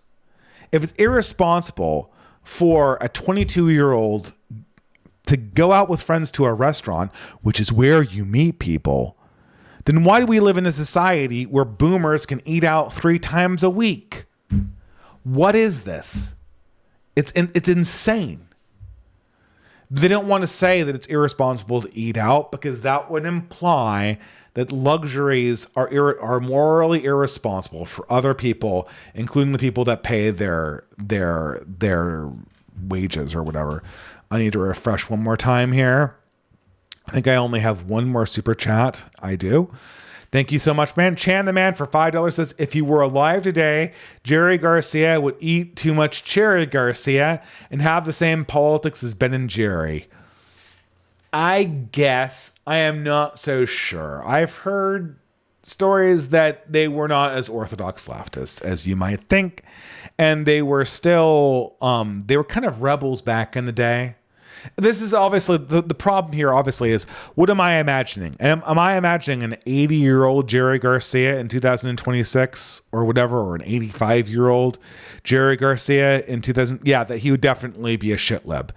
If I'm imagining a 20-year-old Jerry Garcia in 2026, I don't think he would be. I think he'd be a right-winger just because the guy did not like constraints. And modern progressivism is just not something that men can kind of be themselves doing. And I think that, I think that they're sincere souls. I talked to people about this, rock and roll's dead, but I don't think rock stars, if the same people came back in 2026, they would not be shitlibs that were just like cowering under in front of people, in front of like their girl boss overlords or their HR overlords. They wouldn't like that. Okay, guys, let's read Psalm 3 for today. Or how about Psalm 139? I heard that one was good. Psalm 139 KGV. I hope I didn't read that one recently, but here it is as our, I got one more super chat, so I guess I have to wait. You postponed the Psalm reading, but thank you very much. Okay, this is the last super chat is by Ozhart Pilgrim for $5. Hey Dave, hope you're doing well. Have you seen Wildcat by Ethan Hawke? I also would recommend Hadestown, which is playing in theaters right now. I heard Hadestown was kind of like a bluegrass themed musical. Is that the same one that I'm thinking of? It's the Hadestown. Hold on. Yeah, this is the one, right? Hadestown is a musical with lyrics interesting. God, this just reminds me how much 2000 hipster. This is going to be ruined by progressives, isn't it? I'm going to watch sort of the steampunk culture of the early 2000s get totally ruined by shitlibs. I know. Oh, sorry. It's Oz the Art Pilgrim. I'm sorry. Oz the Art Pilgrim. My bad. I mispronounced your name, Oz the Art Pilgrim. And not Oz Heart Pilgrim. Hey, man, it's hard. Hadestown. I heard about this one, and it's one of those things. I think if I watch this, it would be like watching theater kids consume my youth and sell it back to me. Maybe I'll give it a shot. I might have to save the money up for a burrito instead, though. But thank you for the recommendation. And let's read the psalm. Psalm 139. O Lord, thou hast searched me and known me. Thou knowest my downsitting and my uprising. Thou understandest my thought afar. Thou compassest my path, my lying down, and thou art acquainted with my ways. For there is not a word to my tongue, but lo, O Lord, thou knowest altogether. Thou hast beset me behind and before, and laid thy hand upon me. Such knowledge is too wonderful for me. It is high, I cannot attain it. Whither shall I go from thy spirit, or whither shall I flee from thy presence? If I ascend to the heaven, thou art there. If I make my bed in Hades, behold, thou art there. If I take the wings of the morning and dwell in the utmost parts of the sea, even there shall thy hand lead me, thy right hand shall hold me. If I say, surely the darkness shall cover me, even the night shall be light around me. Yea, the darkness hideth not from thee, but the night shineth as the day. The darkness and the light, both alike are they to thee. For thou hast possessed my reins, thou hast covered me in my mother's womb. I will praise thee, for I am fearful and wonderfully made. Marvelous are thy works, and that thy soul knoweth it right well. My substance was not hid from thee when I was made in secret, and curiously wrought in the lowest parts of the earth. Then eyes did not see my substance, yet being unperfect in thy book, and my members were written within the continents, and with my continuance they were fashioned, when as yet they are none of them. How precious also are thy thoughts unto me, O God. How great is the sum of them. If I could count them, they are more than numbers of sand. When I awake, I am still with thee. Surely thou wilt slay the wicked, O God. Depart from me, therefore, ye bloody men. For they speak against thee wickedly, and thine enemies take thy name in vain. I do not hate them, O Lord. Do not I hate them, O Lord, that hate thee? Am I not grieved with those that rise up against thee? I hate them with perfect malice. I count them as my enemies. Search me, O God, and know my heart. Try me and know my thoughts, and see there be any wicked in me, and lead me in thy ways everlasting. Thank you very much for tuning in for Fiddler's Green podcast number 177. I apologize for the false start. I wish you a wonderful evening and a blessed rest of the week.